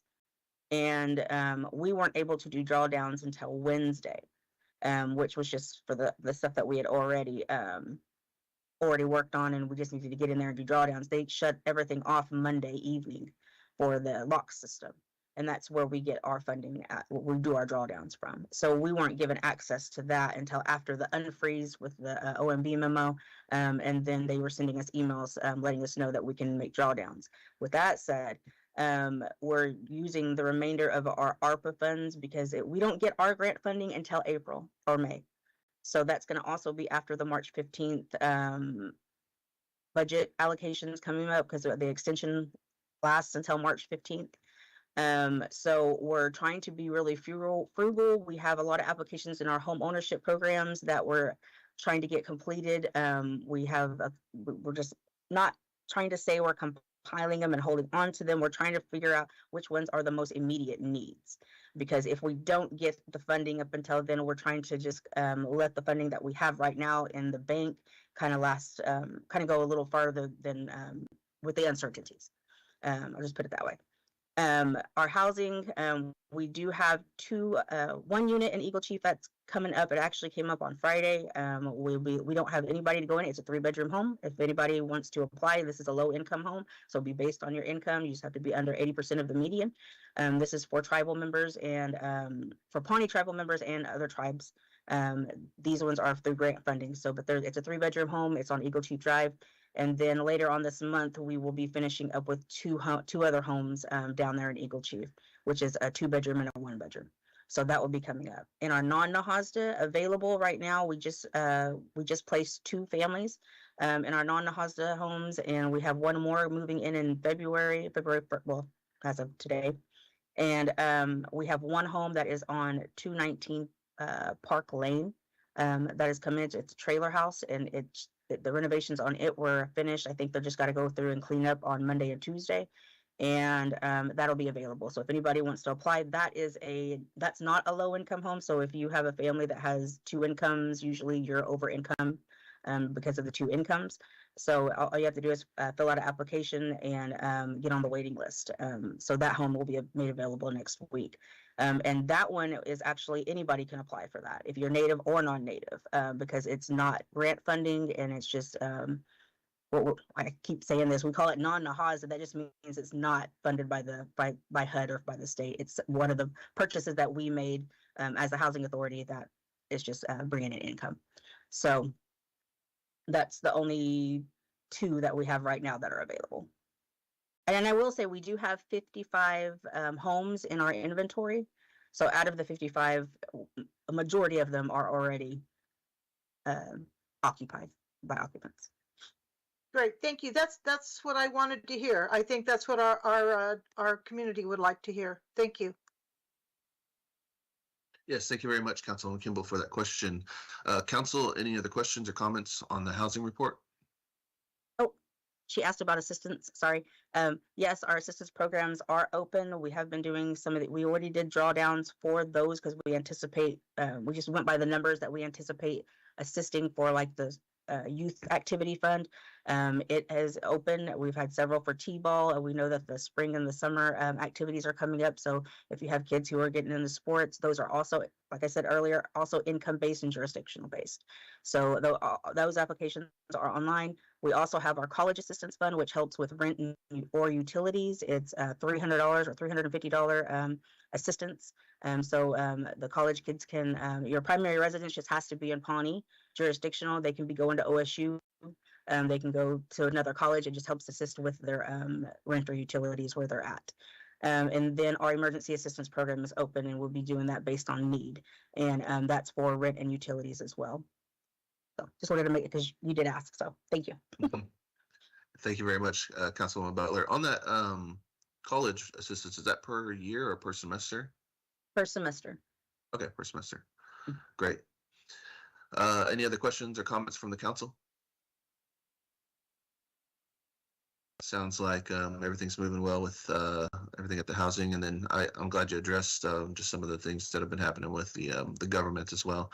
That was going to be one of my questions, but it sounds like you guys have a contingency plans. You guys met, so it seems like things are moving along there at the housing, adjusting to what's happening with our agencies currently right now. All right. Thank you very much, Councilwoman Butler. We'll move along then on item number 8, which is Pawnee Nation Tribal Development Corporation report. We have Chairman Goodfox with us this morning. Appreciate your patience and joining us this morning to give the report. So I'll open the floor up to you. Thank you, Mr. Vice President and Kikadoos Council. I would also like to say congratulations to the Attorney General on his new baby. I saw on Facebook. Let's see. Okay, for the quarter, our net gaming revenue was up 6.6% over the same period of last year, which was an increase at all 3 gaming facilities. Retail revenue for the fourth quarter was down slightly over the same period of last year. Food and beverage revenue for the fourth quarter was up 3.8% over last year. Distribution to the tribe were up 50% compared to the fourth quarter of last year. Cash and cash equivalents for the quarter were up from the same period of last year. Total operating revenue for the fourth quarter were up slightly over the fourth quarter of 2023. And operating expenses for the quarter were up 3.8% over the same period last year. The demographics, the current personnel, we have 16 enrolled Pawnees, which is 13%. Pawnee descendants, 4%. Other tribes is 13%, and non-tribal is 70%. So we have a total active employees of 128, full-time 112, part-time 16, and just some other numbers. Hold percentage, or these are for the entire year. Hold percentage was up 9.1% over in 2024. Win per unit was up 3.4%. EBITDA is up 15.3%, and net income before distributions was up 28.1%. And I guess we're putting up the LED sign outside of Stonewolf to list all the promotions and that type of stuff. Maybe some ads for games. It's going to be a really, really big sign. But the thing I'm kind of really excited to talk about is we've got a business plan for something we're calling the Stonewolf Park project. And I'll give you right now we'll go into detail at our joint meeting that, by the way, the 25th would work for us best. Okay, appreciate that, Chairman Yeah. Fox.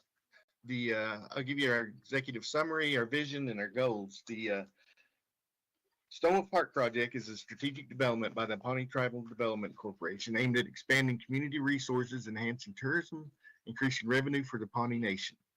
Located on 20 acres, this multi-phase project seeks to create a dynamic cultural, entertainment, hospitality hub, which will ultimately support and enhance the Pawnee Nation's existing and future assets, particularly driving patronage to Stonewolf Casino.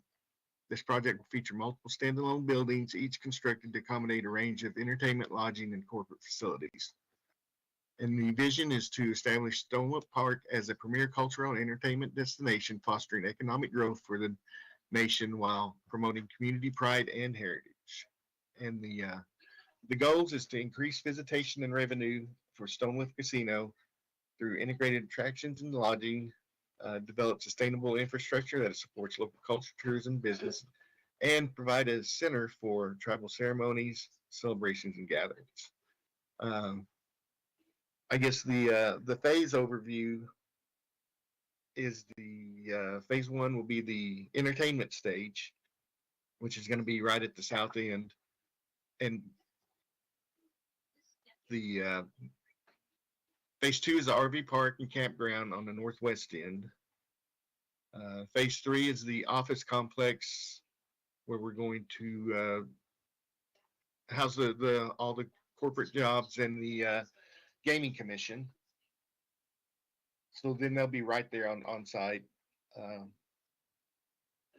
And phase four is this is going to be a little bit later. It's going to be a for sure bingo hall and an event center, and we'd like to have it big enough where we can house maybe an indoor powwow.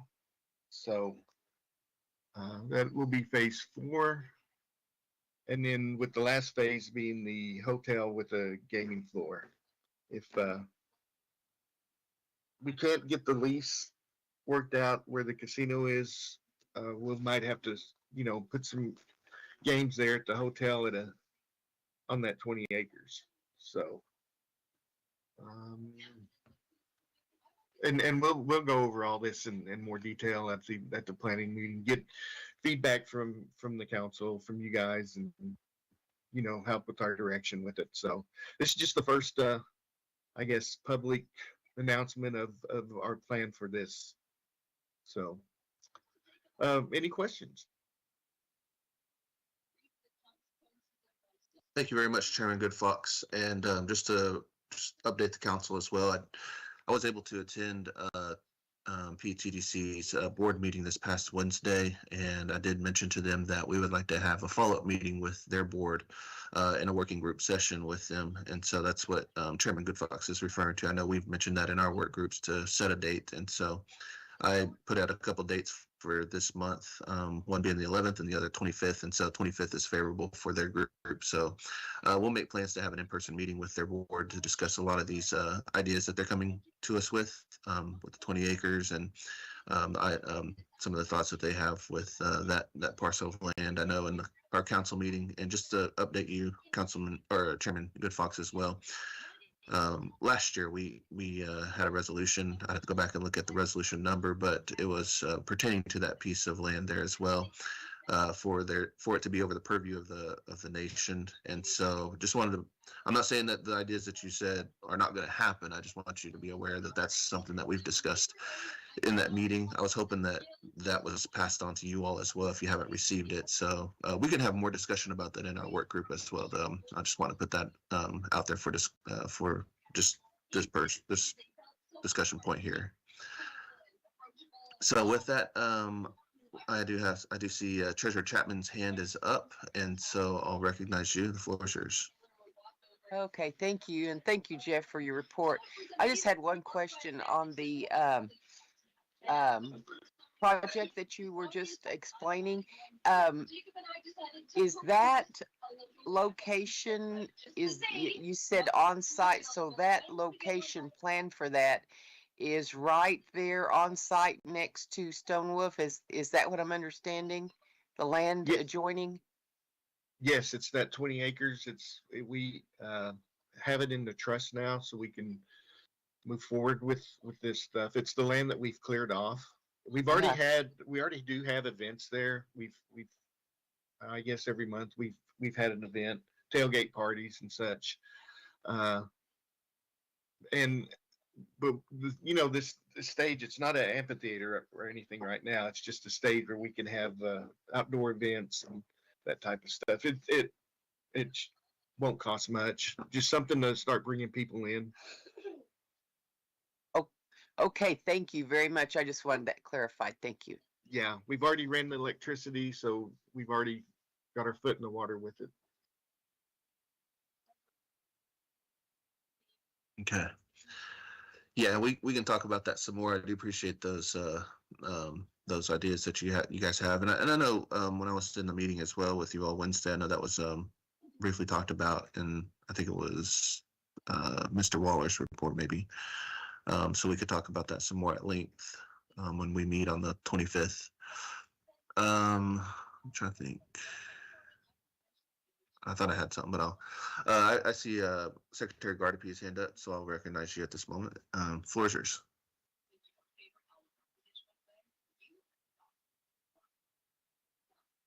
You're on mute, Secretary Gardapi. Sorry. No, I just want to thank you for that report, Chairman Good Fox, and I do hope we do get to meet on the 25th. I know we've had efforts to try to meet together as a joint meeting, so I'm hoping that 25th we can talk about a lot of the things going on. And this is the first I've heard of that, your plan on that 20 acres. So I do know that we do have that resolution still in force. It has been rescinded. So it's going to be good to meet and be able to be included in those discussions. Thank you. Thank you very much, Secretary Gardapi. Council, any other questions or any comments for Chairman Good Fox on our report, fourth quarter report from TDC?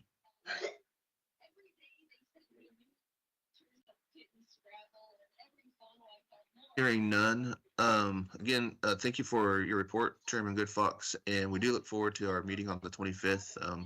We'll work with our executive office to get the meeting set up and invites sent out to your board.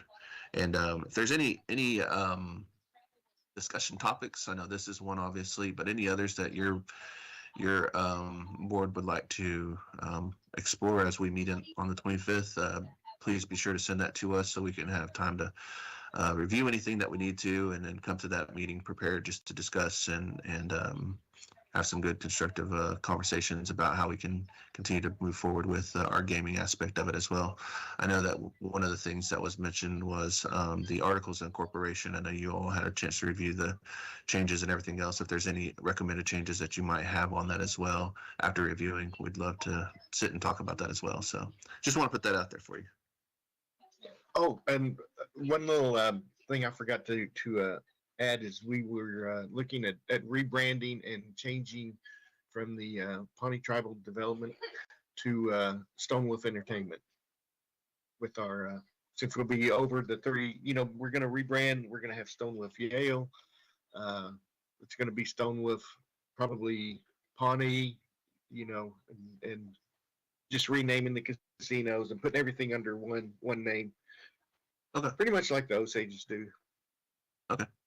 Yeah, that definitely be a great topic of discussion, and we can look at that as well. Sounds good. Great. Well, sounds good. Well, we'll let you get to the rest of your day. We appreciate your attendance here this morning and able to bring us this report. Thank you very much, Jeff. Thank you. Have a good weekend. You too. Bye. All right, bye. All right, Council. We are now past the halfway point. We've been on here for two hours so far. Hopefully, these other reports will go a little bit more smoothly and more quickly here. Before we go any further, do we want to take a break or do we want to just keep pushing forward? Yep, just keep pushing forward. Yeah, push forward. All right, I'm seeing pushing forward from at least those who are on camera, so we'll continue. With that, we'll go to item number 9, which is Pawnee Nation Executive Director Report. With us, we have Mr. Brian Kirk, who's our acting Executive Director. Brian, I'll turn the floor over to you. Yes. Thank you, Vice President. Well, I'll be short. I know I talked about a lot of it previously. Just some highlights is in the last quarter was really just initiating some of our human resources and streamlining some of those processes. One of the things I noticed, and I've been noticing for a while, is a lot of this stuff, and Mary Mashukashay talked about it as well as the tax. A lot of our stuff is just, paper process. So really streamlining some of those processes and making it more electronic. One of the things, what we were working on with November coming around the corner was open enrollment. So this was one of the conversations where we were going back with Gallagher, who's our broker, of really negotiating those for open enrollment and getting those ready for our employees to start that process. So what we were able to do was work with them to go through that, and then as well as utilize our Paycom interface that we use for payroll, is really just integrating Paycom to do a lot of the heavy lifting. So one of the things we were able to do was it was too late to implement that during open enrollment, but while we got through open enrollment, we were working with Paycom. So next open enrollment, a lot of that will be electronically. So we can still have the in-face meetings, but a lot of those folks can go onto the Paycom app at any given time to update their insurance. If it's dental, if they have a new child, or if they get married or divorced, they can make changes in real time, and they don't have to do it in paper form. And it increases streamline and efficiencies as well as real-time changes. So that was the one we were heavily at, moving along, just now going through the process with Paycom to integrate everything over. One of the little highlights was I know with Enbridge, we got to do a tour. I know a couple council people, Councilwoman Butler, President, Secretary Gardapi, and some staffs were able to go to Enbridge. They're starting a new movement on their end. I know they do a lot of stuff in Canada and working with the First Nations there. Then they're trying to move that model down to the 50 states here. So we got to do a good tour there and really show what they're doing and building relationships with tribes up there. And then lastly, working with IC. I know one of our big initiatives is really looking at grid resiliency. I know a lot of our utility lines are above ground, and take an initiative to move some of those underground to help with storms and power outages, so we can keep our government operations moving forward. Those kind of key highlights. Like I said, I talked about a lot of it earlier, but open if anybody has any questions. All right, council. That's Mr. Kirk's report. Any questions? Any comments from the council?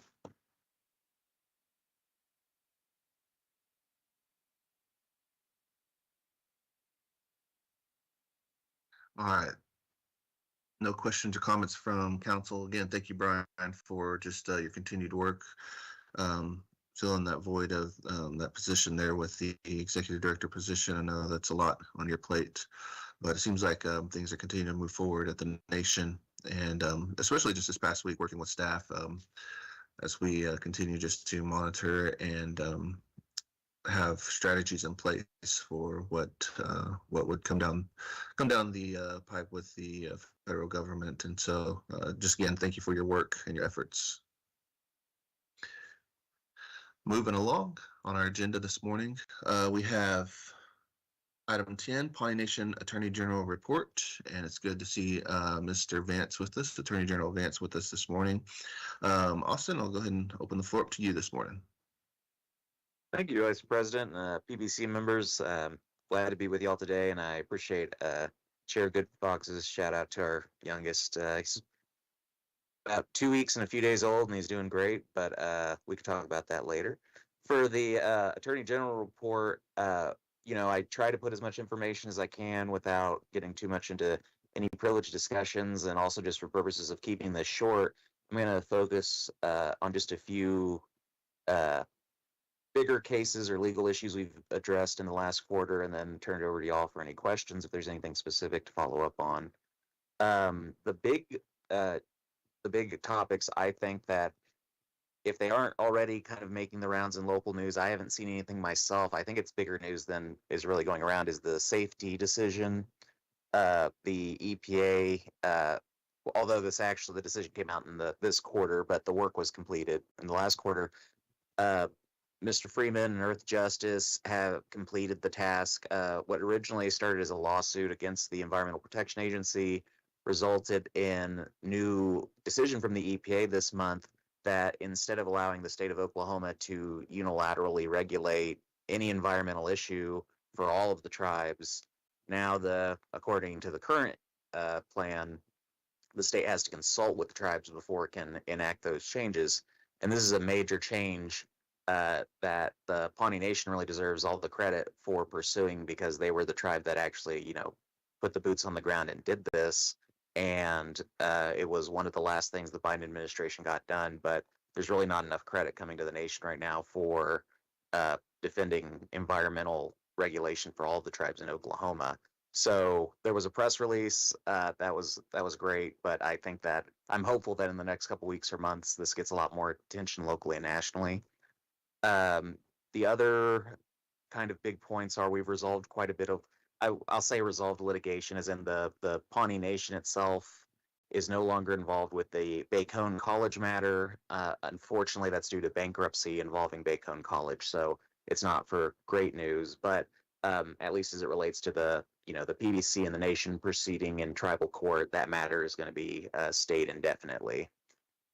Other than that, we've been working with some PBC members individually on projects that are some of the projects are still forthcoming, as well as working with Brian and the directors on reviewing resolutions, contracts, those types of things. And we've got some other kind of exciting projects related to there's been some discussion of potentially a gift being given from a individual up in Kansas. And other than that, I think that's where I'll leave my report, unless there are any specific questions, or I'd be happy to visit any particular areas such as governance, legislation, anything like that, if any members have any questions for me. Thank you very much, Attorney General Vance, with that. And you're right, I'm very happy to see that that news release or press release that was out with the safety decision there in the EPA. Just for my question, and then I'll open it up to the council as well. So that was under the Biden administration and their EPA. Obviously, now that we have President Trump in office, at this time, does Earth Justice or even yourself, just from your standpoint, see that decision being reversed? I mean, to be honest, that's entirely possible. And with the, I know that I'm sure the PBC has been having some heart palpitations this week with some of the news relating to executive orders freezing funding, then not freezing funding, and then court orders saying that those are enjoined or what have you. So it's really touch and go. I think we're all aware of that. So under normal administration, I would say if they wanted to reverse this policy, it would take so at least several months, if not years, to go through the whole process, just as the nation had to do with its lawsuit to get this resolved. But with this administration, we could get an executive order that just says this is all undone. So it's hard to predict, but that it is an executive decision. So the executive agency could go through the process to do what it wants to do with the decision at the end of the day, unfortunately. Okay. I appreciate that. No, this is a great win. And I just want to just commend the work that was initiated by the Pawnee Nation. I know President Echohawk, when he was in office, this was something that he took the ball and ran with it on this, and working with our previous Attorney General, Chad Smith. I know they've put a lot of work into this. And then also too with our Earth Justice as well. Just appreciate the work they've done. And then as Attorney General Vance came on board, just that transition between our Attorney Generals, seeing this through as well. So just a lot of people just had a good hand in this. I know there's a lot of work that had gone into this, and so definitely not unnoticed here at the Pawnee Nation. Very grateful for the work that's done, and these legal battles are sometimes hard fought, and we see a lot of wins, and this is one of them. And so just appreciative of that. Council, any questions or comments to Attorney General Vance at this time?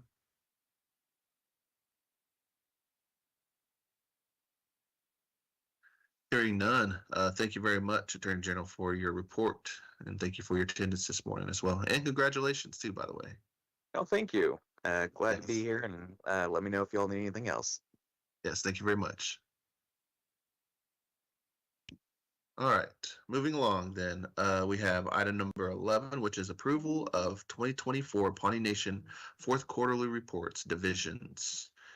And so in your packet, we have received the divisions reports, and so I'll open the floor up at this time to the council for any comments or questions. If no comments or questions, then I would ask if there's a motion to approve those reports as submitted. Councilman Hare, I see your hand is up. I'll turn the floor over to you. Yes, thank you so much. Oh, somehow I'm sorry, I lost my camera.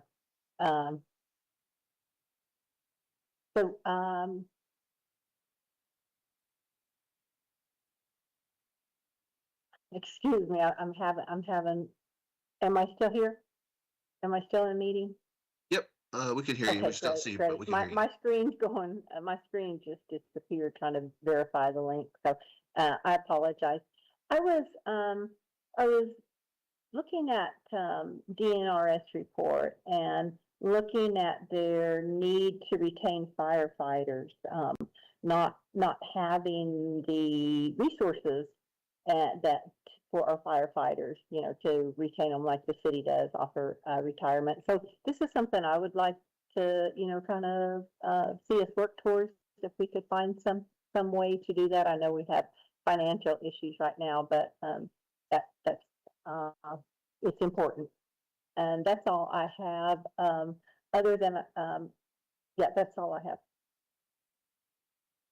Okay. Yes, that comment is definitely noted on that as well. So appreciate the comment, Councilwoman Hare. Any other questions or comments from the council?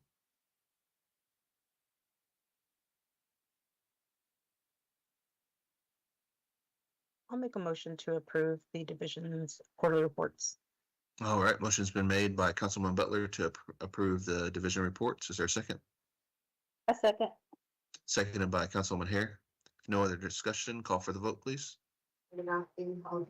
Yes. Carol Chapman, Yes. Cynthia Butler, Yes. Donna Hare, Uh-huh. Gene Evans, Yes. Sammy Kimball. Yes. All right, motion carries. Thank you, council, for that. Moving along to item number 12, which is approval of 2024 Pawnee Nation fourth quarterly reports, committees, commissions, and boards. Council, we had this in our packet as well. At this time, I'll open the floor for any comments or discussions. If I don't hear, if none, then we'll move along to asking for a motion to approve.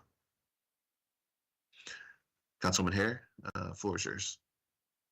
So this doesn't really have to do so much pertain to reports, but I wanted to extend my condolences to the Gray family, Andrew Gray's family. He was our first full-time faculty person at Pawnee Nation College, and he passed away and was buried earlier this week. And so I want to thank him for all that he brought to our college. Yes, thank you very much, Councilman Hare, for the condolences.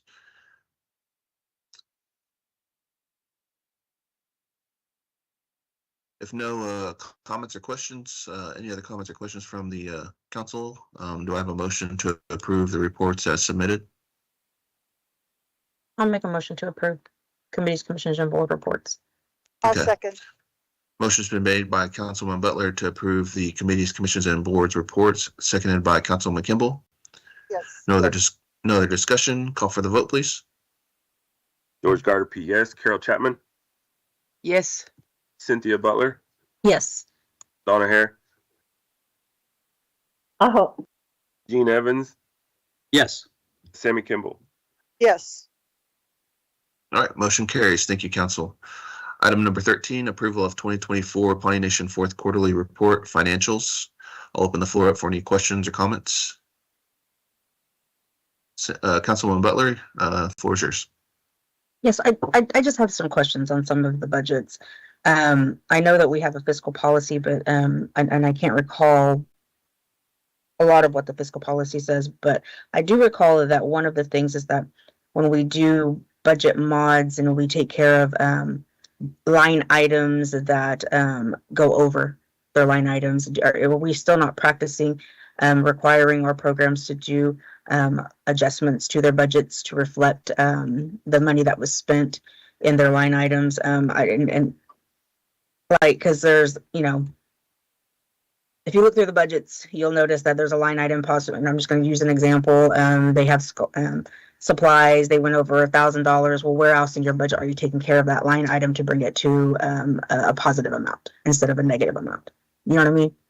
I think that if we're not following fiscal policies, that was something that I would like for us to start utilizing, because it just shows that there's money to cover where it's at. But there are several budgets in there that, and I'm going to assume this is year end, right? Or is it just quarter? Are we reporting year end in these, or just quarter? I know with the line items, I know that there's, it says what their approved budget is, it says what they did for the quarter, and then they're ending. But there are several that went over their budgets. And I did notice that there was no revenues reported, and I don't know if that could have, if I could have looked at that to be like, oh, okay, well, they brought in this much and that covered this over here. So I don't know if that's this is a new part of reporting, because one of them, and I'm going to throw it out there, I'm not picking on them, Taro, looking at their budget, there was a deficit, but there was nothing up on the top to show what their revenue was, and if that was covered. 31,000 is a lot for a program, a tribal program, and then we have to cover these deficits, and like I said, there are several. I just had that question. I'm Treasurer Chapman. I don't know if you can answer that. But then the other one was on miscodings, because I know I brought this up in the last budget meeting, or quarterly meeting, whenever we discussed budgets. But in the burial, there was a $500 donation, but it was said that it was possible miscoding. So do the miscodings stay in there still in the reporting periods, or are they moved to the appropriate budget that they're supposed to be in? Or are we just seeing those adjustments reflected still yet in those budgets? I'm just trying to get a better understanding of what happens on those. I had my hand raised to answer. Can I answer? Okay. Yes, go ahead. Okay. Floor is Yes. yours. Yes. Councilwoman Butler, yes, in response to, you had many questions there. I would like for Jamie and Finance to pull every question that you made, because we are to be following fiscal policy. I would like for every question that you address concern on to be pulled as a question for the Finance Department to respond to. And in order to get you accurate answers, I would like to table this until next time so that the staff can get together those responses for you, because they are, as you said, questionable. I would like to point out here at this time, I want to thank the finance staff for the hard work they do, because we have a reduced staff who has been working for a long period of time, the past months, doing double jobs. And we have not had a leadership or a finance director. Our staff have had to double up, and a lot of them have had to be take on extra duties. So, something might have fallen through the cracks, but most certainly we can address it. And if that is agreeable, I would like for those questions to be responses to be made by the finance division. And James is here right now, but that's a lot of questions that were made on these. So however you want to proceed is okay with me, but I think the way we could handle it quickly is to table it, have Jamie and finance staff pull those questions you referred to, which were many, and let's get some answers to those. Treasurer Chapman, would you like to put that in the form of a motion to table? Yes, I would like to make a motion to table this until we can get some responses on that. Okay, motion has been made by Treasurer Chapman to table the fourth quarterly report for financials. Is there a second? I'll second. And thank you, Treasurer Chapman. It's just No, and trying to get the answers, because whenever our tribal yes. members look at these budgets, they ask the same questions too, and I'm just like, yes, very very important questions. Thank you for Thank bringing you. them up. They're very important. Okay, seconded by Councilman Butler. Before we call for a vote, Council, is there any other questions or comments to the financials so that our staff can gather these questions and provide some answers and solutions to these questions? I have one comment, President. Yes. Vice President Canujo, thank you. This is just a reminder that we as council are all invited to those budget meetings. So I empower you to do that so that we are all on the same page when we get to this level. Thank you. Yes, thank you very much, Councilwoman Kimball, for your comments there. Secretary Gardapi, floor is yours. Oh yeah, about those budget meetings, I hadn't been given notifications, so I apologize, Treasurer Chapman, for not appearing at a couple of those meetings lately. But I am back into my Microsoft account, and I'm updated now, so I plan on making every meeting after now. So thank you. Thank you. Yes, thank you very much, Secretary Gardapi. No other comments or questions. We do have a motion on the floor to table the fourth quarter financials. And so we have a motion and a second with that. Call for the vote, please. George Gardapi, yes. Carol Chapman, Yes.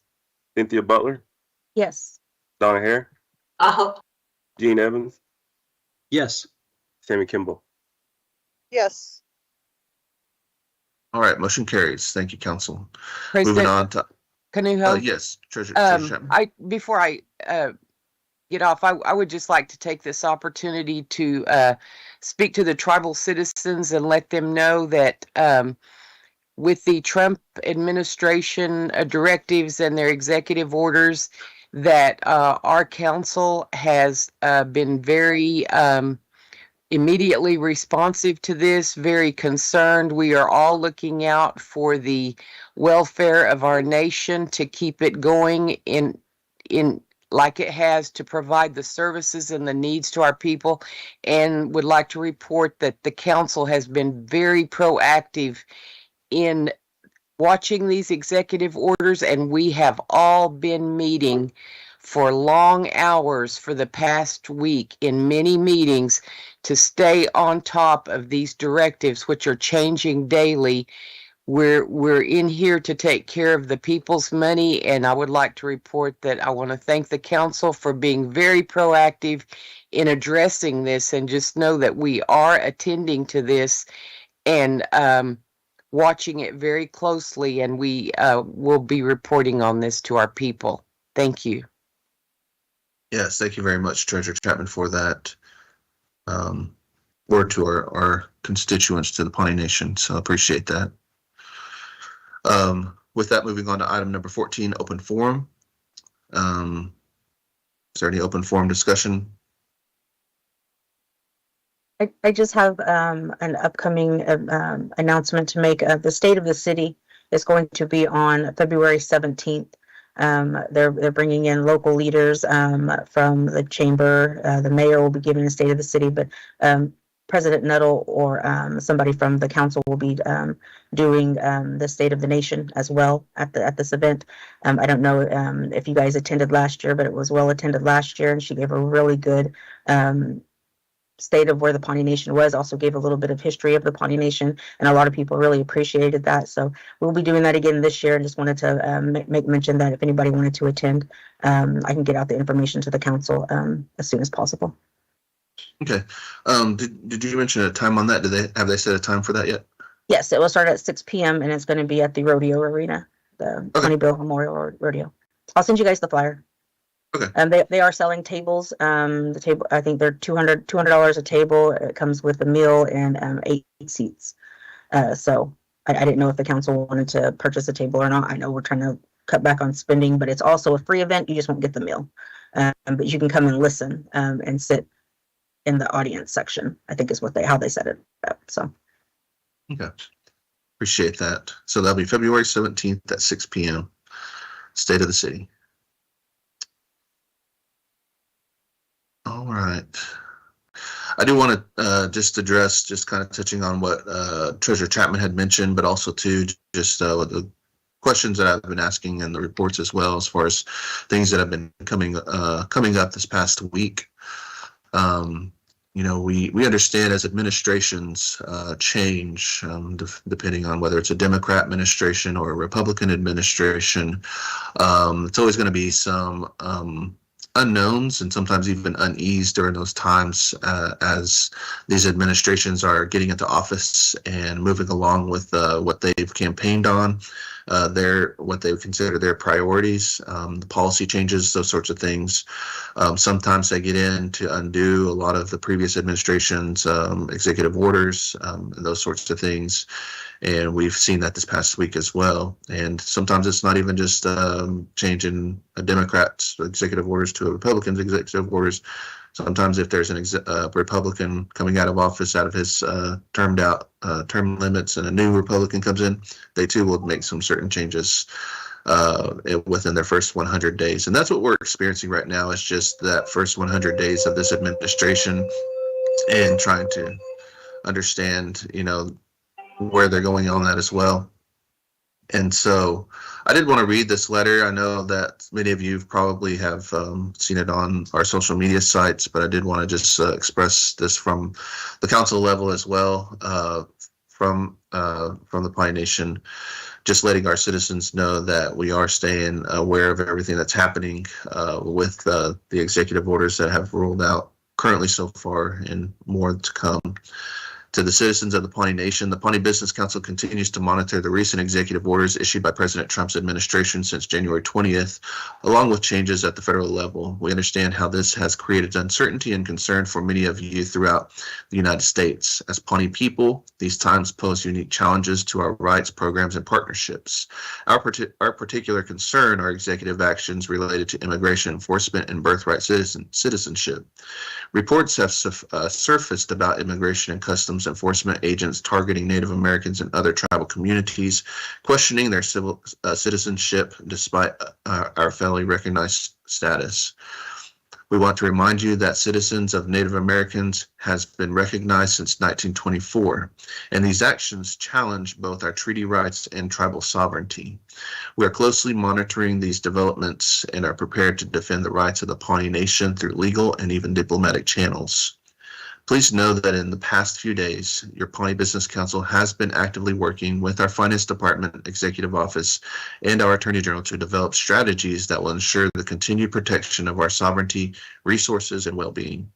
We continue to review the full impact these executive orders have on our Pawnee people and continue to take all necessary steps to maintain essential services and programs for our people. Financially, we have taken proactive measures to safeguard the stability of our nation. We are focused on maintaining critical services like education, healthcare, child welfare, and economic development. Our directors and managers are prepared to make sound decisions that prioritize what is best for you, the Pawnee people, as we navigate these challenges together. We renew our commitment to keeping you informed as more information becomes available. We encourage you to stay engaged by attending upcoming meetings and sharing your concerns with us. Together, we will continue to protect the future and sovereignty of the Pawnee Nation.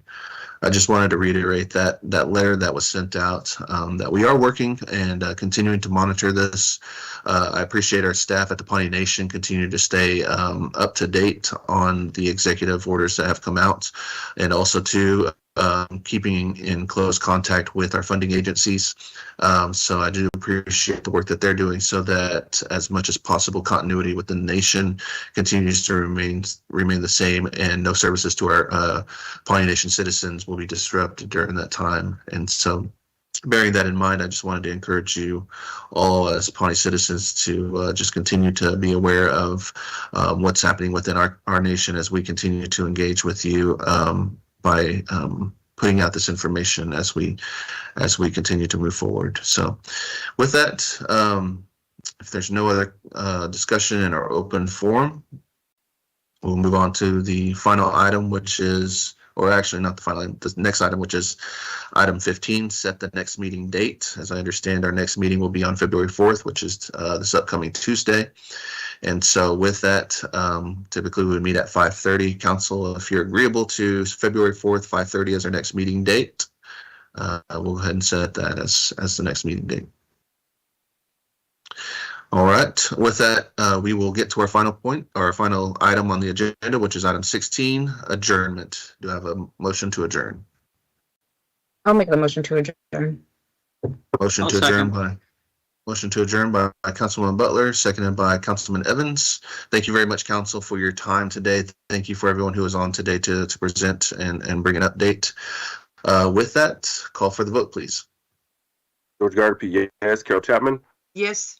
Cynthia Butler, Yes. Donna Hare, Yes. Gene Evans, Yes. Sammy Kimball. Yes. We are adjourned at 11:29 a.m. Thank you, Council. Enjoy the rest of your weekend. God bless. Thank you.